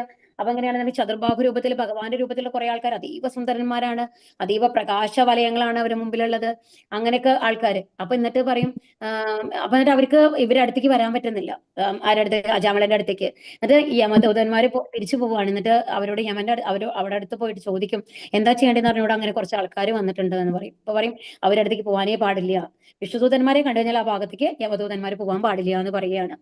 എന്നിട്ട് അവർക്ക് അജാമിളന് ഒരു സെക്കൻഡ് ചാൻസ് കൊടുക്കുകയാണ്. അവരെ തിരിച്ച് അവിടെ വിഷ്ണുലോകത്തേക്കൊന്നും കൊണ്ടുപോകുന്നില്ല, തിരിച്ചൊരു ചാൻസ് കൊടുക്കണം. അപ്പൊ ആ ഒരു സമയത്ത് വിഷ്ണുദൂതന്മാരെ കാണുമ്പോൾ തെറ്റ് മനസ്സിലാക്കുകയാണ്, അജാമിളൻ എത്ര വലിയ പാപമാണ് ചെയ്തത്, എത്രയും നല്ല ധർമ്മിഷ്ഠനായിരുന്ന ഞാൻ എങ്ങനെയാണ് അധപ്പതിച്ചത് ഒരു സ്ത്രീയുടെ സൗന്ദര്യത്തിൽ എന്ന് പറഞ്ഞിട്ട് പിന്നെ ഹരിദ്വാറിൽ പോയിട്ട് ഭഗവാനെ ധ്യാനിച്ച് തപസ് ചെയ്തുകൊണ്ട് വൈകുണ്ഠ ലോകം പോവുകയാണ് ചെയ്യുന്നത്. അപ്പൊ ഭഗവാൻ ഇവിടെ ഒരു സെക്കൻഡ് ചാൻസ് കൊടുക്കുകയാണ് അജാമിളന്. അപ്പൊ ഭക്തി യുദ്ധ സേവനങ്ങൾ ചെയ്യുന്ന ആൾക്കാർക്ക് തെറ്റ് പറ്റിയാലും ഭഗവാൻ ഒരു സെക്കൻഡ് ചാൻസ് കൊടുക്കും. എന്നാൽ അതുകൊണ്ട് നമ്മൾ തെറ്റ് ചെയ്യണം എന്നല്ല, അറിയാതെ പറ്റിപ്പോയാൽ ഭഗവാൻ അത്രയും എന്താ പറയുക, കരുണയുള്ള ഒരാളാണ് ഭഗവാൻ എന്ന് പറയുന്നത്. കരുണാശാലിയാണ് ഭഗവാൻ എന്നുള്ളതാണ് ഇവിടെ പറയുന്നത്. അനന്യചേതാ സതതം യോമാം സ്മരതി നിത്യശക തസ്യാകം സുലഭ പാർത്ത നിത്യയുക്തസ്യ യോഗിനക. അല്ലയോ പാർത്ത, നിരന്തരമായ ഭക്തിയുത സേവനം മൂലം സ്ഥിരചിത്തതയോടെ എന്നെ എപ്പോഴും സ്മരിക്കുന്ന ആ യോഗനിഷ്ഠന് ഞാൻ സുപ്രാപ്യനാണ്. അപ്പൊ എന്ത് വേണം നമ്മൾക്ക്? എന്താണ് ഭഗവാൻ പറഞ്ഞത്? വീണ്ടും ഉറപ്പിച്ച് പറയാണ്. എന്താണ്? നിരന്തരമായ ഭക്തി സേവനം. ഡെയിലി നാമം ചൊല്ലൂ, ഹരികൃഷ്ണ മന്ത്രം ജപിക്കൂ, എന്നെ പറ്റി ധ്യാനിച്ചുകൊണ്ടിരിക്കൂ. എനിക്ക് വേണ്ടിയിട്ട് എന്ത് ചെയ്യണം? ഒരു പ്രസാദം മതി, എന്തെങ്കിലും വെക്കാം, അല്ലെ? ഒരു തുളസി തീർത്ഥമോ എന്തെങ്കിലും വെക്കാം. അതിന്റെ അടുത്ത ചാപ്റ്ററിൽ വരും കേട്ടോ. അപ്പൊ നമ്മൾക്ക് പറയാം, എന്തെങ്കിലും എനിക്ക് വേണ്ടി പ്രസാദമായിട്ട് നിങ്ങൾ ഭക്ഷണം കഴിക്കൂ, എന്നിൽ സമർപ്പിച്ച് ജീവിക്കൂ. അങ്ങനെയുള്ള ആൾക്ക് ഞാൻ സുപ്രാപ്യനാണ്, എന്റെ അടുത്തേക്ക് വരാം. മാമുപേത്യ പുനർജന്മ ദുഃഖാലയം അശാശ്വതം നാപ്നു വന്ദി മഹാത്മാനക സംസിദ്ധിം പരമാം ഗതാഹ. ഭക്തിയോഗം കൊണ്ട് എന്നെ പ്രാപിച്ച മഹാത്മാക്കൾ പരിപൂർണത നേടിയവരാകയാൽ പിന്നീട് ദുഃഖപൂർണവും അസ്ഥിരവുമായ ഈ ലോകത്തേക്ക് തിരിച്ചു വരുന്നില്ല. അപ്പൊ ഇവിടെ എന്താ പറയുന്നത്? അപ്പൊ ഇത് വളരെ ഇമ്പോർട്ടന്റ് ആയിട്ടുള്ള ഒരു ശ്ലോകമാണ്. നമ്മളുടെ ഈ ഭൗതിക ലോകത്തിന് എന്തായിട്ടാണ് ഇവിടെ വിശേഷിപ്പിച്ചിട്ടുള്ളത്? ഹരേ കൃഷ്ണ, ആരുല്ലേ? ഹരേ കൃഷ്ണ. എന്താണ് നമ്മുടെ ഭൗതിക ലോകത്തിനെ വിശേഷിപ്പിച്ചത്? അസ്ഥിരാണ്, ദുഃഖപൂർണ്ണമാണ്. കണ്ടോ? ദുഃഖാലയം എന്നാണ്. കണ്ടോ ശ്ലോകത്തിൽ? കണ്ടോ? ദുഃഖാലയം അശാശ്വതം. നമ്മൾ പുസ്തകം വയ്ക്കുന്ന സ്ഥലത്തിന് എന്ത് പറയും? പുസ്തകാലം എന്ന് പറയും, അല്ലെ? വസ്ത്രങ്ങൾ വെക്കുന്ന സ്ഥലത്തിന് എന്താ പറയാ? വസ്ത്രാലയം. പക്ഷെ ഈ ഭൗതിക ലോകത്തിന് എന്താണ് പറഞ്ഞിട്ടുള്ളത്? ദുഃഖാലയം. ദുഃഖങ്ങളെ ശേഖരിച്ചു വെച്ചിട്ടുള്ള സ്ഥലം. ദുഃഖങ്ങൾ മാത്രമേ ഉള്ളൂ. നമ്മൾക്ക് തോന്നുകയാണ് ചെറിയ ചെറിയ സന്തോഷം കിട്ടുമ്പോൾ ഇത് വലിയ കാര്യമാണെന്ന്. പക്ഷെ അങ്ങനെയല്ല. ശരിക്കും പറഞ്ഞാൽ ഇവിടെ ദുഃഖങ്ങളാണ് ഉള്ളത്. അതാണ് പറയുന്നത്. അപ്പോ എന്താണ്? ഭഗവാനെ ചിന്തിക്കുന്ന ആൾക്കാർക്ക് ഒരിക്കലും ഇവിടേക്ക് തിരിച്ചു വരേണ്ട ആവശ്യമില്ല എന്നാണ് പറയുന്നത്. ഇവിടെ ആ ഒരു എന്താണ് പഴങ്ങൾ വിൽക്കുന്ന ആ സ്ത്രീയുടെ കഥയാണ് പറയുന്നത് കേട്ടോ. അതായത് അടുത്ത ചാപ്റ്ററിൽ വരും. അപ്പൊ നമ്മൾക്ക് പറയാം. ആ ബ്രഹ്മാപുവന ലോകാഹ പുനരാവർത്തിനോർജുന മാമുപേത്യാത്തു കൗന്ദേയ പുനർജന്മാന വിദ്യതേ. ഭൗതിക ലോകത്തിൽ സർവോന്നതമായ ഗ്രഹം ബ്രഹ്മലോകം മുതൽക്ക് ഏറ്റവും അധമമായിട്ടുള്ളത് വരെ ഓരോന്നും ജനന മരണങ്ങൾ ആവർത്തിച്ചുകൊണ്ടേയിരിക്കുന്ന ദുരിതപൂർണങ്ങളായ സ്ഥലങ്ങളാണ്. കുന്തിപുത്ര, എന്റെ പരമപദത്തിൽ എത്തിയവനാകട്ടെ പിന്നീട് ജന്മം എടുക്കേണ്ടി വരില്ല. അപ്പൊ എന്താണ് ഇവിടെ പറയുന്നത്? കേട്ടു, ബ്രഹ്മലോകം മുതൽ നമ്മൾ ശ്രദ്ധിക്കണം. ബ്രഹ്മലോകത്തിന്റെ താഴെയാണ് സ്വർഗ്ഗലോകം. ഓക്കെ, നമ്മുടെ ഭൗതിക ലോകത്തിലെ ഏറ്റവും മേലത്തെ ഗ്രഹമാണ് ബ്രഹ്മലോകം എന്ന് പറയുന്നത്. ഏറ്റവും വിശിഷ്ട ലോകം, സത്യലോകം എന്നൊക്കെ പറയും അതിന്റെ താഴെയാണ് സ്വർഗ്ഗലോകം ഉള്ളത്. ഓക്കെ, അപ്പൊ ഈ നമ്മൾ ധ്യാനിക്കുന്ന ബ്രഹ്മം മുതൽ കൊണ്ട് എല്ലാ ദേവന്മാരും ഏതിന്റെ ഉള്ളിലുള്ളതാണ്? ഏതിന്റെ ഉള്ളിലുള്ളതാണ്? ദേവലോകം. ദേവലോകമല്ല, ഭൗതിക ലോകം. ദേവന്മാരൊക്കെ സ്വർഗം എന്ന് നമ്മൾ പറയുന്നതൊക്കെ നമ്മുടെ ഭൗതിക ലോകത്തിന്റെ ഉള്ളിൽ, ഈ പ്രപഞ്ചത്തിന്റെ ഉള്ളിലുള്ളതാണ്. ഈ 14 ലോകല്ലേ, ആ 14 ലോകത്തിലെ ഏറ്റവും മേലുള്ളതാണ് ബ്രഹ്മലോകം. അതിന് താഴെയാണ് സ്വർഗ്ഗലോകം. അതിന് താഴെയാണ് നമ്മുടെ ഭൂലോകം ഉള്ളത്. നമ്മൾ മിഡിലാണ് ഇരിക്കുന്നത്. ഓക്കെ, അതിന് താഴെയാണ് നമ്മുടെ ഈ ഭൂമിയുടെയും താഴെയാണ് എന്തൊക്കെയുള്ളത്? പാതാള ലോകങ്ങൾ, നമ്മൾ നരകം എന്നൊക്കെ പറയില്ലേ, അതൊക്കെ ഉള്ളത്. അപ്പൊ ഈ ബ്രഹ്മാവ് മുതൽക്കുള്ള നമ്മൾ ആരാധിക്കുന്ന എല്ലാ ദേവതമാരും ഉള്ളത് എവിടെയാണ്? നമ്മുടെ ഭൗതിക ലോകത്തിലാണുള്ളത്. മനസ്സിലാക്കണം. അതിലെ ഏറ്റവും മേലുള്ള ലോകമാണ് ബ്രഹ്മലോകം. അപ്പൊ അവിടെ എല്ലാവർക്കും എന്തുണ്ട്? ജനന മരണങ്ങൾ ഉണ്ട് കേട്ടോ. അപ്പൊ ബ്രഹ്മാവിനും മരണമുണ്ട്. ബ്രഹ്മാവ് മരിക്കുമ്പോഴാണ് നമുക്ക് പ്രളയം വരുന്നത്. അപ്പൊ ബ്രഹ്മാവ് മരിക്കുന്നില്ലേ? ഇല്ല, മരിക്കും. സ്വർഗ്ഗലോകത്തിലാണ് ഇന്ദ്രനുള്ളത്. അപ്പൊ ഇന്ദ്രനും മരിക്കുന്നുണ്ട്. അപ്പൊ എല്ലാവരും മരിക്കുന്ന ആൾക്കാരാണ്. ശിവൻ ഒഴിച്ച് ശിവദേവൻ എന്ന് പറയുന്നത് ഭഗവാന്റെ ഏകദേശം തുല്യമായിട്ടാണ് ഉണ്ടാവുക. ശിവലോകത്തില് മരണമില്ല കേട്ടോ. അതിന് താഴെയുള്ള കാര്യങ്ങളാണ് ഇവിടെ പറയുന്നത്. അപ്പൊ നമ്മൾക്ക് ജനന മരണങ്ങളിൽ നിന്ന് രക്ഷപ്പെടണമെന്നുണ്ടെങ്കിൽ ആരെയാണ് പ്രാർത്ഥിക്കേണ്ടത്? ഭഗവാനെ. കാരണം ഇപ്പൊ നമ്മൾ ശിവദേവനെ ആണെന്നുണ്ടെങ്കിലും അതെ, ബാക്കി ഏത് ദേവതമാരെ പൂജിച്ചു കഴിഞ്ഞാലും അവരുടെ ലോകത്തേക്കാണ് നമ്മൾക്ക് പോകാൻ പറ്റുക. അവരുടെ ലോകം എന്ന് പറയുന്നത് ഈ ഭൗതിക ലോകത്തിന്റെ ഉള്ളിലുള്ളത് തന്നെയാണ്. നമ്മൾക്ക് കുറച്ചും കാലം കൂടി സുഖമായിട്ട് അവിടെ 1,00,000 വർഷമോ ഒക്കെ സുഖമായിട്ട് സന്തോഷമായിട്ട് ജീവിക്കാം എന്ന് മാത്രമേ ഉള്ളൂ. അത് കഴിഞ്ഞാൽ വീണ്ടും നമ്മൾ ഈ ഭൗതിക ലോകത്തിലേക്ക് തിരിച്ചു വരണം, വീണ്ടും ഈ ദുഃഖങ്ങളൊക്കെ അനുഭവിക്കണം. അവ്യക്തോക്ഷര ഇത്യുക്ത തമാഹു പരമാം ഗതി യം പ്രാപ്യാനാനി വർത്തന്തേ തദ്ധാമ പരമം മമ. വേദാന്തികൾ അവ്യക്തമെന്നും അക്ഷയമെന്നും വിശേഷിപ്പിക്കുന്നതും പരമമായ പ്രാപ്തിസ്ഥാനം എന്നറിയപ്പെടുന്നതും ഒരിക്കൽ എത്തിച്ചേർന്നാൽ പിന്നെ പണങ്ങി വരേണ്ടതില്ലാത്തതുമാണ് എന്റെ പരമധാമം. അപ്പൊ ഇനി ഭഗവാൻ നമ്മളോട് പറയാണ് എന്താണ് ഈ ഇതിന്റെ ഭഗവാന്റെ ധാമത്തിന്റെ പ്രത്യേകത എന്താണ്? എങ്ങനെയാണ് ഇപ്പൊ നമ്മൾക്ക് അറിയണല്ലോ, ഇപ്പൊ ഭഗവാൻ പറഞ്ഞു എന്റെ അടുത്തേക്ക് നിങ്ങളെ കൊണ്ടുപോകാന്നൊക്കെ പറയുമ്പോൾ നമ്മൾ ചോദിക്കില്ലേ അവിടെ എങ്ങനെയാ സ്ഥലം, നമ്മൾ ചോദിക്കില്ലേ? നമ്മൾ എവിടെയെങ്കിലും ഒരാൾ കൊണ്ടുപോകാന്ന് പറഞ്ഞാൽ നമ്മൾ ആദ്യം ചോദിക്കുക എന്താ, എങ്ങനത്തെ സ്ഥലമാണെന്ന് ചോദിക്കും ഇല്ലയോ? തീർച്ചയായിട്ടും നമുക്ക് അറിയണം എങ്ങനത്തെ സ്ഥലത്തേക്കാണ് നമ്മൾ പോണേന്നുള്ളത്. നമ്മൾക്ക് തൃപ്തി ഉണ്ടെങ്കിലല്ലേ നമ്മൾ പോകേണ്ട ആവശ്യമല്ലോ. ബുദ്ധിമുട്ടുള്ള സ്ഥലമാണെങ്കിൽ നമുക്ക് പോകണ്ടല്ലോ. അപ്പോ അവിടെ എന്താ പറയുന്നത്, വേദാന്തികൾ അവ്യക്തമാണ്. അതിനെ നമ്മൾക്ക് പറയാൻ നമ്മൾക്ക് വ്യക്തമായിട്ട് ഇവിടെ ഇരുന്ന് മനസ്സിലാക്കാൻ പറ്റാത്തതാണ്. അക്ഷയാണ്, അത് ഒരിക്കലും ക്ഷയിക്കുന്നില്ല, അത് നിരന്തരമാണ്. അവിടെ പ്രളയങ്ങളും ഇല്ല, ഇവിടെ എന്താണ് പറയാ കോവിഡും ഇല്ല, അങ്ങനത്തെ പ്രശ്നങ്ങളൊന്നും ഇല്ലാത്ത ഒരു സ്ഥലമാണ്. അതുപോലെ പ്രാപ്തിസ്ഥാനം, നമ്മൾക്ക് എത്താവുന്നതിൽ വെച്ച് ഏറ്റവും ഉന്നതമായിട്ടുള്ള സ്ഥലമാണ് അത്. പിന്നെയോ അവിടെ പോയി കഴിഞ്ഞാൽ എന്താ പ്രത്യേകത, പിന്നെ തിരിച്ചു വരണ്ട. മറ്റേത് അപ്പൊ ഇതിന് മുമ്പത്തെ ശ്ലോകത്തിൽ എന്താ പറഞ്ഞത്, ബ്രഹ്മലോകം വരയ്ക്ക് പോയാലും നമ്മൾ തിരിച്ച് എവിടേക്ക് വരണം, ഈ ഭൂമിക്ക് തിരിച്ചു വരണം, മരണമുള്ള സ്ഥലങ്ങളാണെന്ന് പറഞ്ഞു അല്ലെ. പക്ഷെ ഈ തലത്തിലേക്ക് പോയാൽ നമുക്ക് തിരിച്ചു വരേണ്ട ആവശ്യമില്ല. അപ്പൊ ഇതിന്റെ ഇത് പറയുന്നുണ്ട് കേട്ടോ.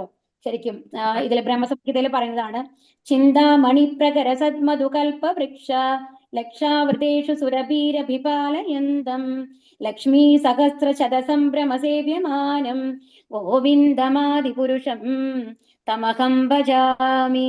അതെന്താ പറയുന്നത്, അവിടെ ഭഗവാൻ വിഷ്ണുവിനെ എങ്ങനെയാണ് പൂജിക്കുന്നത്, 1000 ആയിരക്കണക്കിന് ലക്ഷ്മിമാര് അങ്ങനെ പൂജിച്ചുകൊണ്ടിരിക്കുകയാണ്. അതോ അത്രയും അപ്സര സ്ത്രീകളാണ് അവിടെ സേവിച്ചുകൊണ്ടിരിക്കുന്നത്. ഈ ലക്ഷ്മിമാരെ സേവിക്കാനായിട്ട് അത്രയും അധികം അപ്സര സ്ത്രീകളുണ്ട്. പിന്നെയോ അവിടെ എന്താണ്, സുരഭി പശുക്കളാണ്. സുരഭി പശുക്കളുടെ പ്രത്യേകതകൾ എന്താണ്, ആ പശു ഒരിക്കലും അകിട് പറ്റില്ല എന്നുള്ളതാണ്. അത്രയും അമൃത തുല്യമായ പാലാണ് അവിടെ ഉള്ളത്. അതുപോലെ അവിടെ ഉള്ളതൊക്കെ കൽപ്പതരുക്കളാണ്.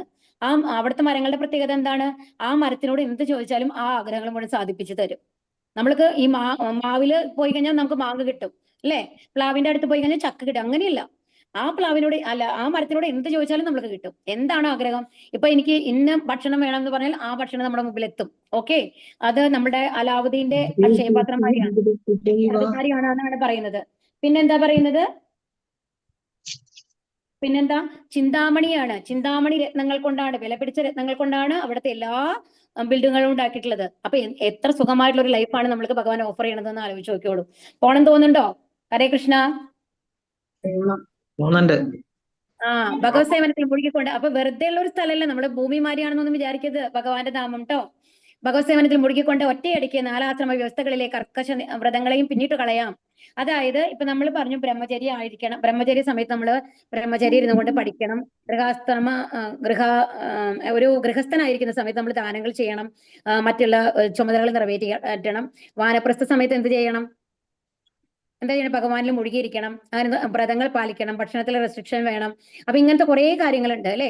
പക്ഷേ ഈ ഭക്തി സേവനങ്ങൾ ചെയ്ത് ഭഗവാനെ, ഇപ്പൊ നമ്മൾ ഹരേകൃഷ്ണ മന്ത്രം ജപിച്ച് നമ്മൾ ഭഗവാനെ പ്രാർത്ഥിക്കുമ്പോൾ, ഭഗവാനെ നമ്മൾ മനസ്സിലേക്ക് കൊണ്ടുവരുമ്പോൾ നിയമങ്ങളൊന്നുമില്ല. നമ്മൾക്ക് ഇഷ്ടപ്പെട്ട അത് നോൺ വെജ് ആയിരിക്കരുത്. നമ്മൾക്ക് ഭഗവാന് നമ്മൾ എങ്ങനെ നീതിക്കാൻ പറ്റും അങ്ങനത്തെ പ്രസാദം നമ്മൾ കഴിക്കണം എന്നുള്ളത് മാത്രമേ ഉള്ളൂ.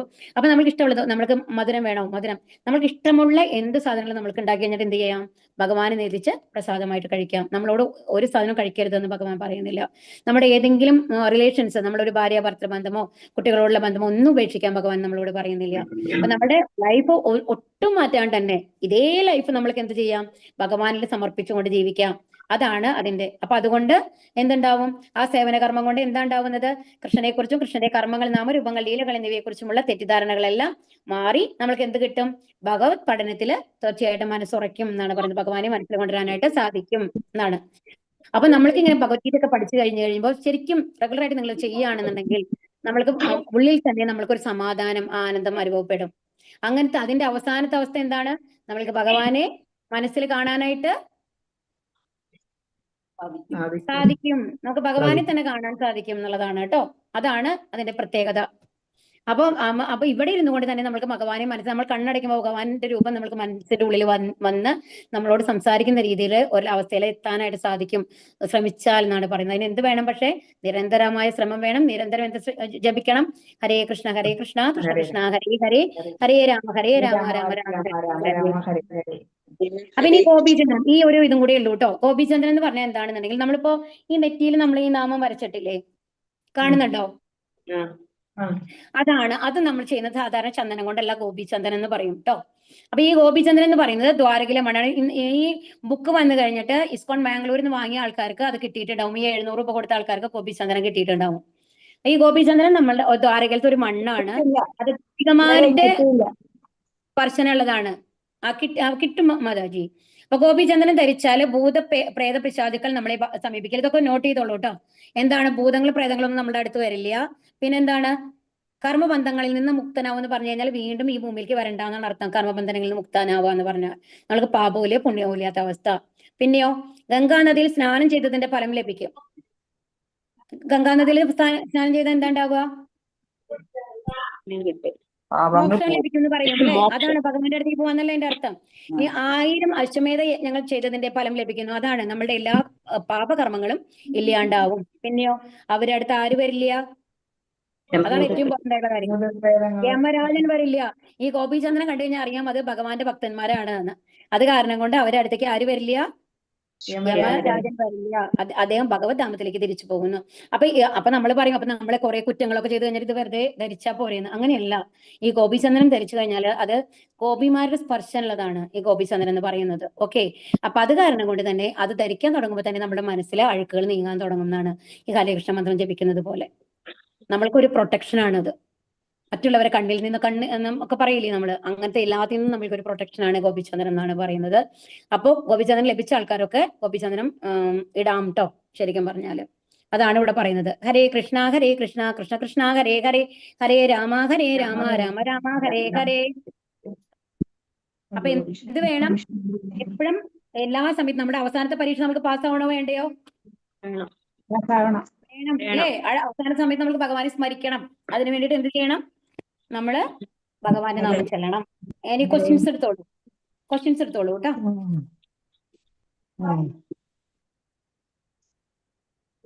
അർജുനൻ ചോദിക്കുന്ന ചോദ്യങ്ങൾ ഏതൊക്കെയാണ്? ബ്രഹ്മം എന്താണ്? ആത്മാവ് എന്താണ്? അധ്യാത്മം എന്താണ്? അധ്യാത്മല്ല, ഫലോദിഷ കർമ്മം എന്താണ്? ആത്മാവ് എന്താണെന്നാണ് രണ്ടാമത്തെ ചോദ്യം. ആത്മാവിന്റെ സ്വഭാവമാണ് അധ്യാത്മം എന്ന് പറഞ്ഞിട്ടുള്ളത് കേട്ടോ. അതിന്റെ ഉത്തരാണ് അധ്യാത്മം മാതാജി. ഓക്കെ. കർമ്മം എന്നാൽ എന്താണ്? കർമ്മം എന്നാൽ എന്താണ്? ഫലോദിഷ കർമ്മം എന്നാൽ എന്താണ്? പിന്നെന്താണ്? ദേവതാരാണ്? ഭൗതിക പ്രപഞ്ചം എന്ന് പറഞ്ഞാൽ എന്താണ് ചോദിക്കുന്നില്ലേ? അതിഭൂതം ഭൗതിക പ്രപഞ്ചം ഒന്നാണോ? അതെ മാതാജി, ഭൗതിക പ്രപഞ്ചം അതിഭൂതം ഒന്നാണ് കേട്ടോ. ഓക്കെ. അല്ലെങ്കിൽ എന്താണ് വേറൊന്നും കൂടി എഴുതിയിട്ടുണ്ടായി അതില്. മരണവേളയിൽ പ്രത്യക്ഷ പ്രപഞ്ചം എന്നോ അങ്ങനെ എന്തോ കൊടുത്തിട്ടുണ്ടായില്ലേ? ഭൗതിക പ്രപഞ്ചം മരണവേളയിൽ എങ്ങനെ സ്മരിക്കുന്നു? പിന്നെ ദേവന്മാർ ഭൗതിക പ്രപഞ്ചം എന്താണ്? പിന്നെന്താണ്? അതിയജ്ഞം എന്ന് പറഞ്ഞാൽ എന്താ? അതിയജ്ഞം എന്ന് പറയുന്നതാണ് ഈ ഭഗവാൻ എന്നാണ് എല്ലാ യജ്ഞത്തിനും ദേവത എന്ന് പറഞ്ഞില്ലേ? അപ്പൊ അതിയജ്ഞം എന്ന് പറയുന്നത് എല്ലാ ദേവന്മാരും ഉൾക്കൊള്ളുന്ന ആ ഭഗവാന്റെ രൂപം ഉണ്ടല്ലോ, അത് വരുന്നതാണ് ഈ അതിയജ്ഞം എന്ന് പറയുന്നത്. അതാണ് നമ്മൾ പറഞ്ഞില്ലേ വിശ്വരൂപം എന്ന് പറഞ്ഞല്ലേ അതിയജ്ഞം എന്ന് പറഞ്ഞത്. ഓക്കെ. ഭഗവാന്റെ അതിലാണ് എല്ലാ ദേവന്മാരും എല്ലാ ഈ ഭൗതിക പ്രപഞ്ചം എല്ലാം അടങ്ങിയിട്ടുള്ളത്. സൂര്യനും ചന്ദ്രനും ദേവന്മാരും ഒക്കെ അടങ്ങിയിട്ടുള്ള ആ ഭഗവാന്റെ രൂപത്തിനാണ് അതിയജ്ഞം അല്ലെങ്കിൽ അതിയജ്ഞൻ എന്ന് പറയുന്നത് കേട്ടോ. അതാണ് വിശ്വരൂപം എന്ന് പറയുന്നത്. ഓക്കെ. അത് ഉത്തരം. ചോദ്യം എന്ന് പറയുന്നത് അതിയജ്ഞൻ എന്ന് പറയുന്നത് ആരാണെന്നുള്ളതാണ്. പിന്നെ അടുത്തത് എന്താണ്?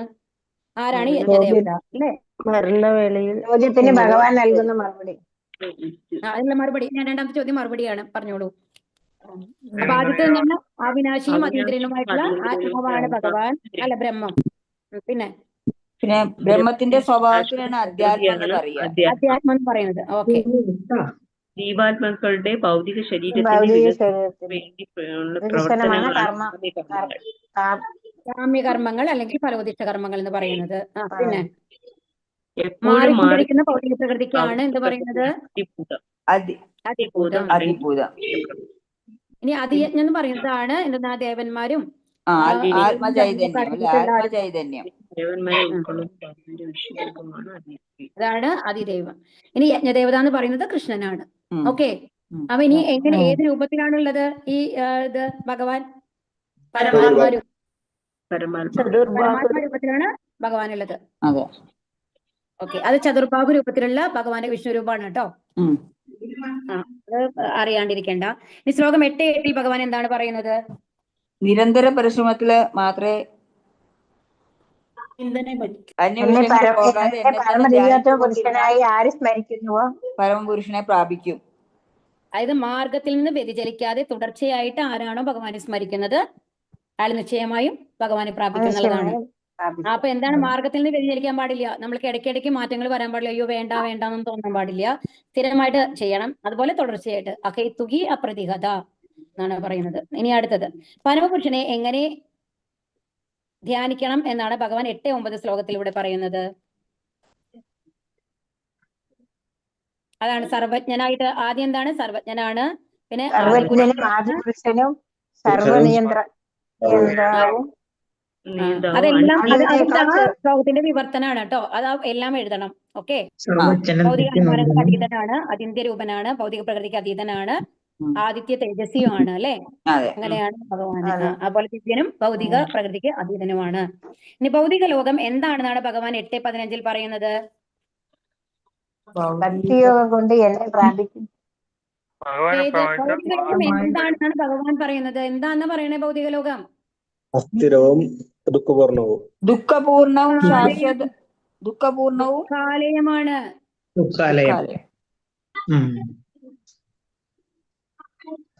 ഏതാണ് 15ാമത്തെ എത്രാമത്തെ ശ്ലോകം? 8:15 അല്ലെ. ദുഃഖാലയമാണ്, അസ്ഥിരമാണ്, ദുഃഖപൂർണവും അസ്ഥിരവുമാണ് എഴുതുക. എന്താണ് എങ്ങനെയാണുള്ളത്? ദുഃഖപൂർണവും അസ്ഥിരവുമാണ്. അപ്പൊ ദുഃഖാലയം എന്നുള്ളതാണ് വരുന്നത്. ഇനി ഭഗവാന്റെ ധാമത്തിന്റെ പ്രത്യേകതകൾ എന്താണ്? അതിപ്പോ നിങ്ങളുടെ കയ്യിൽ എല്ലാവരുടെ കയ്യിലും പുസ്തകം ഇല്ലാത്തത് കൊണ്ട് ഇതന്നെ എഴുതിയാൽ മതി. അതിന്റെ വിവർത്തനമായിട്ട് എഴുതിയാൽ മതി. വേദാന്തികൾ അവ്യക്തം എന്ന് പറയുന്നതും പരമമായ പ്രാപ്യസ്ഥാനം എന്ന് അറിയപ്പെടുന്നതും ഒരിക്കലെത്തിയാൽ മടങ്ങി വരേണ്ടതില്ല. അതിന്റെയൊക്കെ പ്രത്യേകത എന്താണ്? അക്ഷയാണ്, അവ്യക്താണ്, അതുപോലെ എല്ലാവരുടെയും പരമമായ പ്രാപ്യസ്ഥാനാണ്. അവിടെ എത്തിക്കഴിഞ്ഞ പിന്നെ എന്താ ഗുണം? ഒരിക്കൽ എത്തിച്ചേർന്നാൽ പിന്നെ മടങ്ങി ആവശ്യമില്ല. അതാണ്, മടങ്ങി വരേണ്ട ആവശ്യമില്ല. അതിന്റെ വിവർത്തനത്തിൽ കുറച്ച് ഇതായിട്ട് എക്സ്പ്ലെയിൻ ചെയ്തിട്ടുണ്ട് കേട്ടോ. അത് ഇപ്പൊ വേണ്ട, ഇത് മതിയാവും. കാരണം എല്ലാവരുടെ കയ്യിലും പുസ്തകം ഇല്ലല്ലോ. ഇനി ഗോപീചന്ദ്രൻ ധരിക്കുന്നതിന്റെ ഗുണങ്ങൾ. ഗോപിചന്ദ്രൻ ധരിച്ചാൽ എന്താണ് ഗോപിചന്ദ്രൻ എന്ന് പറയുന്നത്? ദ്വാരകയിലെ മണ്ണാണ് കേട്ടോ. ഹരികൃഷ്ണ. ഇത് നിങ്ങളുടെ പുസ്തകത്തിൽ ഇല്ലാത്തത് കൊണ്ട് ഹരികൃഷ്ണ ഒരു മിനിറ്റ്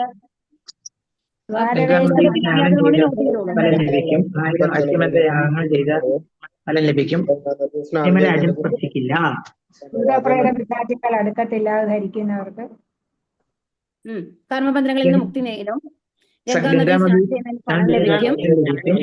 ഫലം ലഭിക്കും. ഏറ്റവും ഇമ്പോർട്ടന്റ് ആയിട്ടുള്ള ഗുണം ഏതാണ്? ഭഗവദ്ധാമത്തിലേക്ക് തിരിച്ചു പോവാം. യമരാജൻ വരില്ല, ഭഗവദ്ധാമത്തിലേക്ക് തിരിച്ചു പോവാം അല്ലേ. ഭൂതപ്രേത പിശാചുക്കളൊന്നും ബാധിക്കില്ല എന്നാണ് പറയുന്നത്. 8:28 എന്താണ് പറയുന്നത്? പരമപദം എത്താന്ന് പറയുന്നുണ്ട്. പക്ഷെ അതിനേക്കാൾ ഇമ്പോർട്ടന്റ് ആയ ഒരു കാര്യമുണ്ട് അതില്. കണ്ടോ? വേദപഠനം, യജ്ഞാചരണം, ദാനം, കാമ്യകർമ്മങ്ങൾ. അതായത് നമ്മൾ ബാക്കി എന്തൊക്കെ ചെയ്യണോ നമ്മൾക്ക് ഭഗവാന്റെ അടുത്ത് എത്താം. പലതരത്തിലെത്താം. നമ്മൾ അഷ്ടാംഗ യോഗ ചെയ്തിട്ട് എത്താം അല്ലെ, യജ്ഞങ്ങൾ ചെയ്തിട്ട് എത്താം അല്ലെ. ഇതിനു മുമ്പത്തെ അതിലൊക്കെ വേറെ വേറെ തരത്തിലല്ല ഉണ്ടായിരുന്നത്. അതുപോലെ ഭഗവാന്റെ ആരാധനയിൽ കൂടെ എത്താം.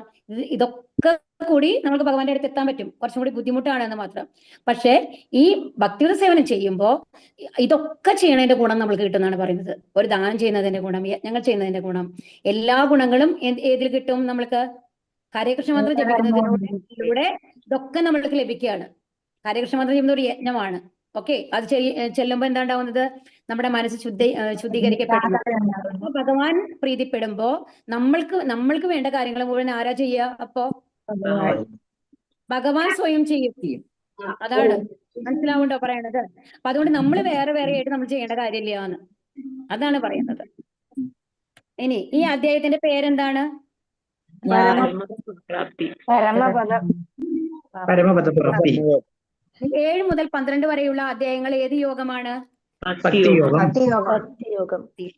ഇത് ഇമ്പോർട്ടന്റ് ആണ് കേട്ടോ. പരമപദപ്രാപ്തി എന്നുള്ളത് നിങ്ങൾക്ക് അറിയണം, ഭക്തിയോഗം എന്നുള്ളത് അറിയണം. ആദ്യത്തെ 6 അധ്യായത്തിന്റെ പേരെന്തായിരുന്നു? പറയൂ. ആദ്യത്തെ 6 അധ്യായത്തിന്റെ പേരെന്തായിരുന്നു? കർമ്മയോഗം, കർമ്മയോഗം. കർമ്മയോഗം. അവസാനത്തെ കർമ്മയോഗം. ജ്ഞാനയോഗം, ജ്ഞാനയോഗം. ജ്ഞാനയോഗം. ജ്ഞാനയോഗം. ജ്ഞാനയോഗം. അപ്പൊ ശരി, ഓക്കെ. അപ്പൊ നമ്മുടെ ഇന്നത്തെ ഈ ക്ലാസ് കഴിഞ്ഞു. വാഞ്ചാകൽപതരു ഉപേക്ഷ കൃപാ സിന്ധുഭ്യേവ പരിധാനം പാവനേഭ്യോ വൈഷ്ണവേഭ്യോ നമോ അനന്തകോടി വൈഷ്ണവ महाराज की जय। और प्रेमानंद हरि हरि बोल। हरे कृष्णा। ഹരേ കൃഷ്ണ. ഹരേ കൃഷ്ണ. ഇനി ആർക്കെങ്കിലും ഹരേ കൃഷ്ണ. ഇനി ആർക്കെങ്കിലും എന്തെങ്കിലും ഡൗട്ട് ഉണ്ടെങ്കിൽ പറയാം കേട്ടോ. ഹരേ കൃഷ്ണ. ഹരേ കൃഷ്ണ. ഹരേ കൃഷ്ണ മാതാജി. ഹരേ കൃഷ്ണ. ഹരേ കൃഷ്ണ മാതാജി.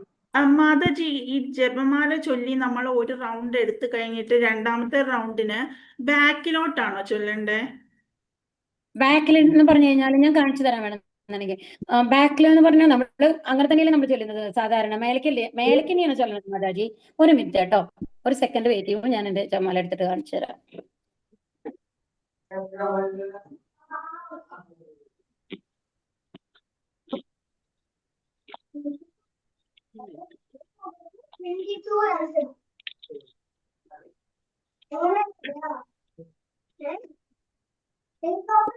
ഹരേ കൃഷ്ണ.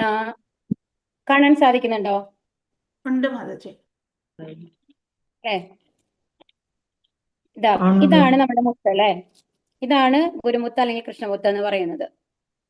ഓക്കെ, നമ്മൾ ഇവിടെ തുടങ്ങുന്നത് ഹരേ കൃഷ്ണ ഹരേ കൃഷ്ണ ഹരേ ഹരേ ഹരേ രാമ ഹരേ രാമ രാമ രാമ ഹരേ ഹരേ ഹരേ കൃഷ്ണ കൃഷ്ണ കൃഷ്ണ ഹരേ ഹരേ ഹരേ ഹരേ രാമ രാമ രാമ ഹരേ ഹരേ. നമ്മൾ എന്ത് ചെയ്യണം? 2-3 കാര്യങ്ങൾ നമ്മൾ പറയണ്ട. ഭക്തിയോട് കൂടിയിട്ട് വേണം നമ്മൾ ജപിക്കണമെങ്കിൽ. കാരണം അത് ഭഗവാനെയാണ് നമ്മൾ കൊണ്ടുവരേണ്ടത് അല്ലെ നമ്മുടെ മനസ്സിൽ. അതുപോലെ തന്നെ ഹരേ കൃഷ്ണ കൃഷ്ണ കൃഷ്ണ ഹരേ ഹരേ ഹരേ രാമ രാമ രാമ ഹരേ ഹരേ എന്നുള്ളത് നമ്മൾ കേൾക്കണം, നമ്മുടെ ചെവി കൊണ്ട് കേൾക്കണം. ഓക്കെ, അങ്ങനെ നമ്മൾ ജപിച്ച് പുള്ളി നമുക്ക് ജപിക്കാൻ സമയമില്ലല്ലോ. അപ്പൊ അവസാനം നമ്മൾ ഇവിടെ എത്തുന്നു.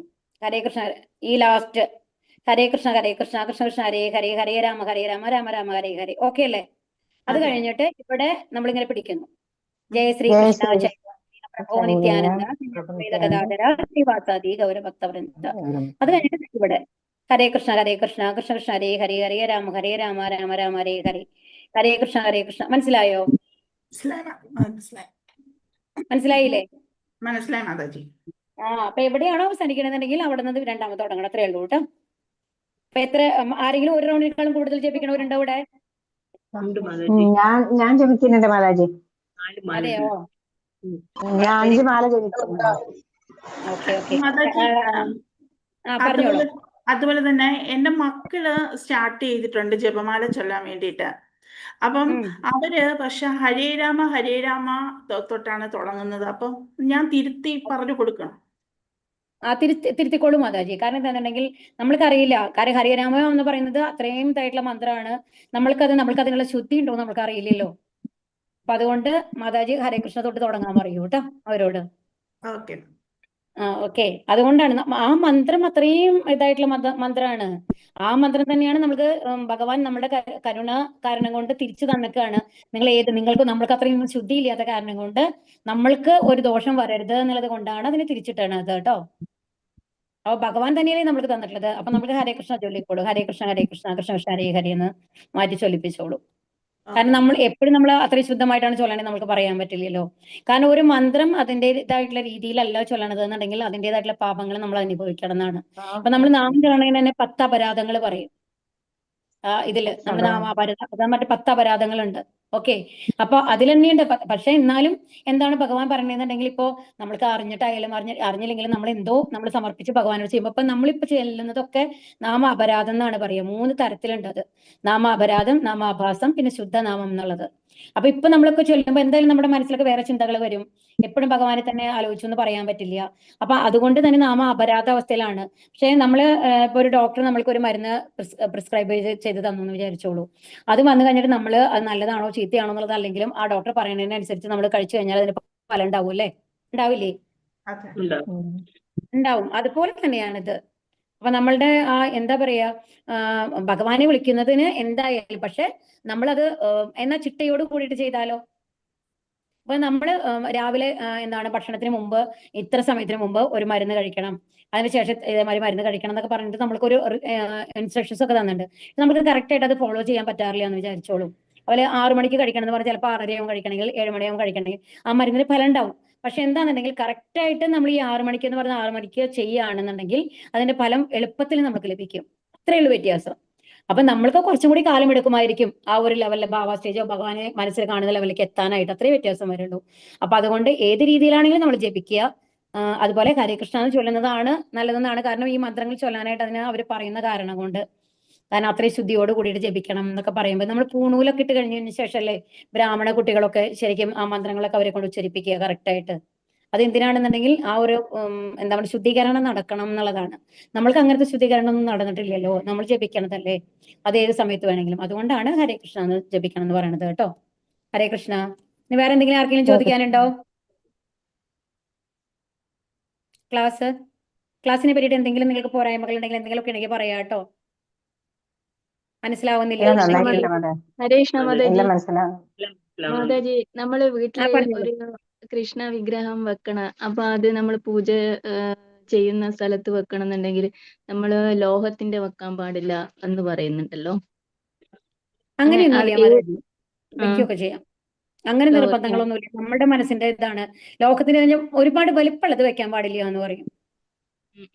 മാതാജിയുടെ വെക്കുന്നത് എത്ര വലിപ്പമുള്ളതാണ്? എനിക്ക് വാങ്ങണത്തെ. അപ്പൊ എന്ന് പറഞ്ഞു കഴിഞ്ഞാൽ എത്രയുള്ളത് വാങ്ങിക്കണം എന്നുള്ളതാണ്. അപ്പൊ നമ്മള് പ്ലാസ്റ്റർ കുഴപ്പമില്ല മാതാജി. എന്താണെന്നുണ്ടെങ്കിൽ അതിൽ നമ്മൾ പ്രതിഷ്ഠിക്കുകയാണെങ്കിൽ മാത്രമാണ് അങ്ങനത്തെ നിയമങ്ങളുള്ളൂ മാതാജി. അതായത് ഇപ്പൊ നമ്മൾക്കിപ്പോ ഇസ്കോണിൽ തന്നെ നിറയെ പേര് വന്നു കഴിഞ്ഞിട്ട് ഈ വിഗ്രഹ പ്രതിഷ്ഠ നടത്തും. അതായത് ഒരു പൂജാരിയൊക്കെ കൊണ്ടുവന്ന് യഥാവിധം പൂജാവിധികൾ ചെയ്യുന്ന മാതിരി നമ്മൾ അമ്പലത്തിലെ മാതിരി നമ്മൾ പ്രതിഷ്ഠിക്കുകയാണെങ്കിൽ മാത്രമാണ് അങ്ങനത്തെ നിയമങ്ങളുള്ളൂ. പക്ഷെ എന്താ നമ്മൾ ശ്രദ്ധിക്കേണ്ടതെന്നുണ്ടെങ്കിൽ നമ്മളൊരു മാതാജി ഒരു വിഗ്രഹം കൊണ്ടുവന്നു കഴിഞ്ഞ് നമ്മൾ വെക്കുന്നുണ്ടല്ലോ, നമ്മൾ കൃഷ്ണ വിഗ്രഹം വെച്ച് കഴിയില്ലേ, അപ്പൊ അതിന് മുമ്പിൽ വെക്കുന്ന വിളക്ക് ഒക്കെ നോക്കുമ്പോൾ ആ വിഗ്രഹത്തിനേക്കാളും താഴെയായിട്ട് ഇരിക്കണം എന്നുള്ളത് മാത്രം ശ്രദ്ധിക്കണം. വിളക്ക് കൊളുത്തണത് അത് മാത്രമാണ് നോക്കേണ്ട ആവശ്യമുള്ളൂ. പിന്നെ നമ്മളുടെ ഭാവമാണ്. പിന്നെ ഭക്ഷണപ്രസാദം വെക്കുക എന്നുള്ളതാണ്. നമ്മൾ പറയുന്ന ഒരു വിഗ്രഹമായിട്ടൊക്കെ കൊണ്ടുവരുമ്പോൾ ഡെയിലി നമ്മൾ എന്തെങ്കിലും പൂജിക്കാനായിട്ട് വെക്കണം. ഇപ്പൊ നമ്മൾ നോൺ വെജ് ഒക്കെ കഴിക്കുന്ന വീടാണെന്നുണ്ടെങ്കിൽ എന്തെങ്കിലും ഒരു തുളസി തീർത്ഥം ഉള്ളിൽ വെക്കുക. അല്ലാന്നുണ്ടെങ്കിൽ നമ്മൾ എന്തെങ്കിലും ഡ്രൈ ഫ്രൂട്ട്സോ ഡ്രൈ ഗ്രേപ്സ് അങ്ങനത്തെ ഒക്കെ ഉണ്ടല്ലോ, അങ്ങനത്തെ അവിലോ അങ്ങനത്തെ എന്തെങ്കിലും നമ്മൾക്ക് റെഗുലർ ആയിട്ട്, അതായത് നമുക്ക് ശുദ്ധിയായിട്ടിരിക്കുന്ന സാധനങ്ങൾ പൂജാ റൂമിൽ തന്നെ സൂക്ഷിക്കും. നിങ്ങൾ നോൺ വെജ് കഴിക്കുന്ന വീടാണെന്നുണ്ടെങ്കിൽ ഭഗവാന് പൂജിക്കുന്ന സാധനങ്ങൾ പൂജാ റൂമിൽ തന്നെ വെക്കാൻ ശ്രമിക്കുക മാക്സിമം. കാരണം നമ്മൾ എപ്പോഴും നമ്മൾക്ക് ശ്രദ്ധിക്കാൻ പറ്റില്ല, നമ്മൾ ഉപയോഗിക്കുന്ന പാത്രങ്ങളൊക്കെ ഒരേ പാത്രങ്ങളായിരിക്കും. അത് കാരണം കൊണ്ടാണ് പറയുന്നത്. അപ്പൊ അങ്ങനെയാകുമ്പോൾ നമുക്ക് എളുപ്പമാണ്. ഒരു പാത്രം, അതായത് ഒരു പൂജിക്കാനുള്ള ഒരു പാത്രത്തില് ഇതേമാതിരി കൽക്കണ്ടോ അല്ലെങ്കിൽ അവിലോ കുറച്ച് ഡ്രൈ ഗ്രേപ്സോ അങ്ങനെ എന്തെങ്കിലും ഡെയിലി കുറച്ച് എന്തെങ്കിലും ഭഗവാന് വെക്കുക. എന്നിട്ട് നിങ്ങൾ രാവിലത്തെ ബ്രേക്ക്ഫാസ്റ്റ് കഴിക്കുന്നതിന് മുമ്പ് ആദ്യം കഴിക്കുന്നത് ഈ ഭഗവാന്റെ പ്രസാദമായിട്ട് എടുക്കുക. അപ്പൊ അതാണ്. അപ്പൊ ഭഗവാന്റെ ഒരു അനുഗ്രഹം കിട്ടും. കാരണം എല്ലാം നമുക്ക് മാറ്റാൻ പറ്റില്ല. കാരണം ഇപ്പം മാതാജിക്ക് ആഗ്രഹമുണ്ട് ഒരു ഭഗവാന്റെ ഹരേകൃഷ്ണ ചൊല്ലണം, എനിക്ക് നോൺ വെജ് വേണ്ട എന്നൊക്കെ തോന്നിക്കഴിഞ്ഞു കഴിഞ്ഞാൽ നമ്മുടെ വീട്ടിൽ ഒരുപാട് പേരില്ലേ, മക്കളില്ലേ, അത് നമ്മൾ ഇത്ര കാലം പഴകിയ കാര്യങ്ങൾ ഒരു ദിവസം നമുക്ക് മാറ്റാൻ ബുദ്ധിമുട്ടല്ലേ, അതൊക്കെ മാറ്റാൻ ബുദ്ധിമുട്ടാണ്. അപ്പൊ അതുകൊണ്ട് ചെറിയ ചെറിയ കാര്യങ്ങൾ ഭഗവാന് വേണ്ടി നമ്മൾ ചെയ്യാൻ തുടങ്ങുക. പിന്നെ ബാക്കിയുള്ള അനുഗ്രഹം ഭഗവാൻ തന്നോളും മാതാജി, നമ്മളെ ഭഗവാൻ തന്നെ മാറ്റിക്കോളും. ഓക്കെ. അപ്പൊ നമ്മൾ ഒരു സ്റ്റെപ്പ് എടുത്തു കഴിഞ്ഞാൽ 100 സ്റ്റെപ്പ് ഭഗവാൻ നമ്മുടെ അടുത്തേക്ക് വരുന്നതാണ്. കാരണം ഭഗവാനാണ് നമ്മളെ ആഗ്രഹിച്ചു വിളിക്കുന്നത്. അത് കാരണം കൊണ്ട് അപ്പൊ അങ്ങനെ ചെയ്തോളൂ. അല്ലാണ്ട് വിഗ്രഹമായി വെക്കണോട് അങ്ങനെ കുഴപ്പമൊന്നുമില്ല കേട്ടോ. ഞങ്ങളുടെ വീട്ടിലുണ്ട് വിഗ്രഹം മാതാജി. നമ്മളിപ്പോ അങ്ങനെ പ്രത്യേകിച്ച് വിഗ്രഹത്തിനെക്കാളും ചെറിയ വിളക്ക് വെക്കണം അല്ലെ? വിഗ്രഹത്തിന് മുഖത്തിന് ആ ഫേസിന് താഴെ ആയിരിക്കണം ആ വിളക്കിന്റെ വലിപ്പം ഉണ്ടാവുക, തിരി കത്തുന്നത്. ഹരേഷ്ണ ഒരു സംശയം ഉണ്ട് കേട്ടോ.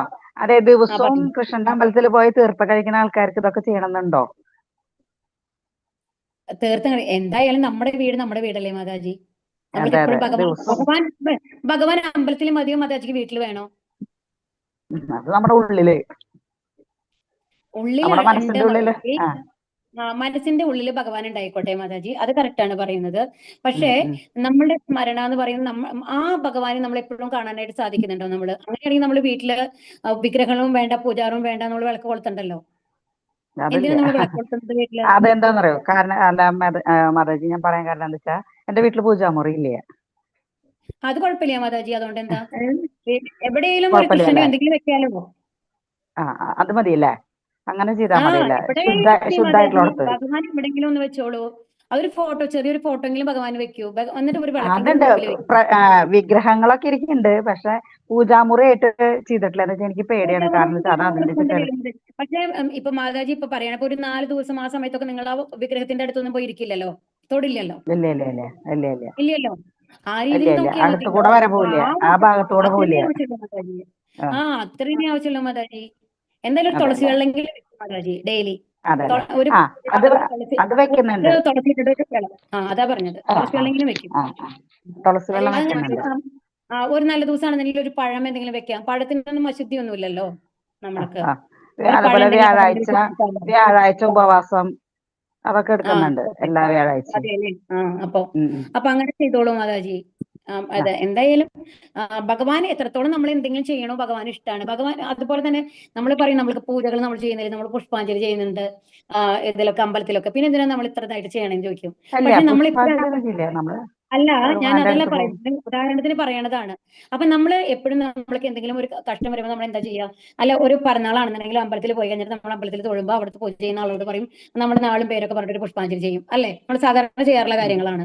പക്ഷേ അതിനേക്കാളും ഇതിനെന്താണ് ഗുണം എന്നുണ്ടെന്നുണ്ടെങ്കിൽ, ഇപ്പൊ നമ്മൾ പുഷ്പാഞ്ജലി ചെയ്യുന്ന ഒരാൾക്ക് നമ്മളുടെ മക്കളുമായിട്ടോ നമ്മളുടെ ഭർത്താവുമായിട്ടോ നമ്മളുമായിട്ടോ ബന്ധങ്ങളൊന്നുമില്ല. കറക്റ്റ് അല്ലേ പറയുന്നത്?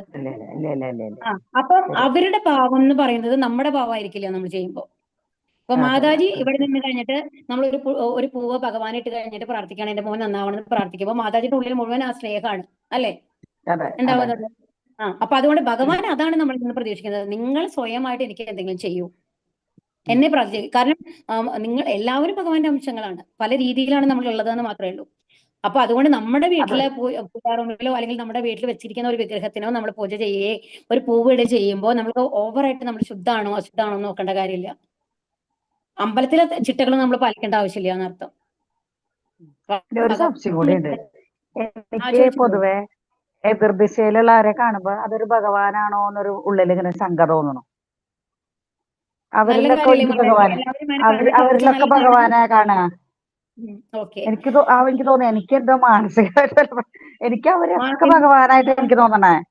അപ്പൊ നല്ലതല്ലേ മാതാജി? അപ്പൊ അത് കാരണം ഒരിക്കലും അവര് ഒരു ചീത്ത പറയാൻ മാതാജിക്ക് പറ്റില്ലല്ലോ. ഇല്ല പറയാൻ തോന്നില്ല. ഇല്ല ഒന്നും തോന്നില്ല. അപ്പൊ അത് അത്രയും നല്ലൊരു കാര്യമാണ് ഭഗവാൻ മാതാജിക്ക് തന്നിട്ടുള്ളതല്ലോ. മാതാജി ദൈവത്തിന് നന്ദി പറയൂ, എന്നെ അങ്ങനെ വെച്ചിട്ടുണ്ടെങ്കിൽ നന്ദി എന്ന് പറയൂ ഭഗവാനോട് കേട്ടോ.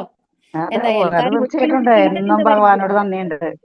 അപ്പൊ ഒരിക്കലും ഒരു ചീത്ത ചിന്ത വരില്ലല്ലോ നമ്മുടെ മനസ്സിൽ, ചീത്ത ചിന്ത വരില്ലല്ലോ. അതാണ് പറയുന്നത്, വിദ്യാവിനയ സമ്പന്നെ നമ്മൾ പഠിച്ചില്ലേ? ബ്രാഹ്മണേക വിഹസ്തിനി സുനി ചൈവാച്ച പാകേച്ച പണ്ഡിതാസമദർശിനഹ എന്നാണ് പറഞ്ഞത്. ഒരു യഥാർത്ഥ ഭക്തനായിട്ടുള്ള ഒരാളെ എല്ലാവരെയും ഒരേപോലെ കാണാനായിട്ട് സാധിക്കും ഭഗവാന്റെ രൂപത്തിൽ. കാരണം എല്ലാവരും ആത്മാവായിട്ടും ഉള്ളതാരാണ്? ഭഗവാന്റെ അംശമാണുള്ളത്. എല്ലാവരുടെ ഉള്ളിലും പരമാത്മാവായിട്ടുള്ളതാരാണ്? ഭഗവാനാണുള്ളത്, അല്ലെ? അപ്പൊ അങ്ങനെ ഭഗവാനായിട്ട് കാണാൻ സാധിക്കുന്നുണ്ടെന്നുണ്ടെങ്കിൽ അങ്ങനെ എന്നെ തുടർന്ന് പോട്ടെ മാതാജി. അങ്ങനെ പ്രാർത്ഥിക്കൂ. അങ്ങനത്തെ ഒരു ഇതും നഷ്ടപ്പെട്ടു പോകാതിരിക്കാൻ പ്രാർത്ഥിക്കൂ. കാരണം നമ്മൾക്കൊന്നും അങ്ങനത്തെ ആ ലെവലൊന്നും നമ്മൾക്ക് ഇല്ല, അത് കാരണം കൊണ്ട് കേട്ടോ. ഹരേ കൃഷ്ണ. ഹരേ കൃഷ്ണ മാതാജി. അപ്പൊ നമ്മള് വിളക്കിന്റെ അടുത്ത് വെക്കുന്ന പ്രസാദം അപ്പൊ പീരീഡ്സ് ടൈം അവർക്ക് കഴിക്കുന്നതിനൊന്നും പ്രശ്നമില്ലല്ലോ അല്ലേ? കഴിക്കുന്നതിന് കുഴപ്പമില്ല, ആ സമയത്ത് വെക്കണ്ട മാതാജി, അത് വേറെ ആരെങ്കിലും വെക്കട്ടെ. കഴിക്കുന്നതിന് കുഴപ്പമില്ല.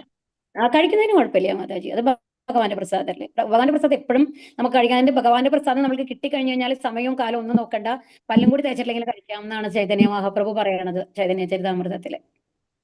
അപ്പൊ തന്നെ നമുക്ക് കഴിക്കാവുന്നതാണ്. അതുകൊണ്ട് അങ്ങനത്തെ പ്രോബ്ലംസ് ഒന്നുമില്ല. പക്ഷെ വെക്കുന്നത്, പൂജാറൂമിൽ പോകുന്നത് വെക്കുന്നതൊന്നും വേണ്ട മാതാജി, അത് ശുദ്ധമായിട്ടുള്ള ചെയ്തോട്ടെ. കഴിക്കുന്നതിന് കുഴപ്പമില്ല, കഴിക്കാം കേട്ടോ. ഹരേ കൃഷ്ണ. അപ്പൊ എല്ലാവരും ഹരേ കൃഷ്ണ മാത്രം ജപിക്കുക. തീർച്ചയായിട്ടും ഇനി എന്താണ് ഈ 18ാമത്തെ ദിവസം കഴിയുമ്പോഴേക്കും ഒരു 3-4 റൗണ്ട് ജപിക്കാൻ സാധിക്കാറാവട്ടെ എല്ലാവർക്കും. എല്ലാവരും ഭഗവാന്റെ അടുത്ത് എത്തട്ടെ. നമ്മൾക്ക് എല്ലാവർക്കും ആ മരിക്കുന്ന സമയത്ത് ഭഗവാന്റെ ഒരു ചിന്ത വരാൻ സാധിക്കട്ടെ. നമ്മൾ പ്രാർത്ഥിക്കാം കേട്ടോ. ഹരേ കൃഷ്ണ. ഹരേ കൃഷ്ണ. ഹരേ കൃഷ്ണ. കാണാം കേട്ടോ. ഹരേ കൃഷ്ണ. ഹരേ കൃഷ്ണ.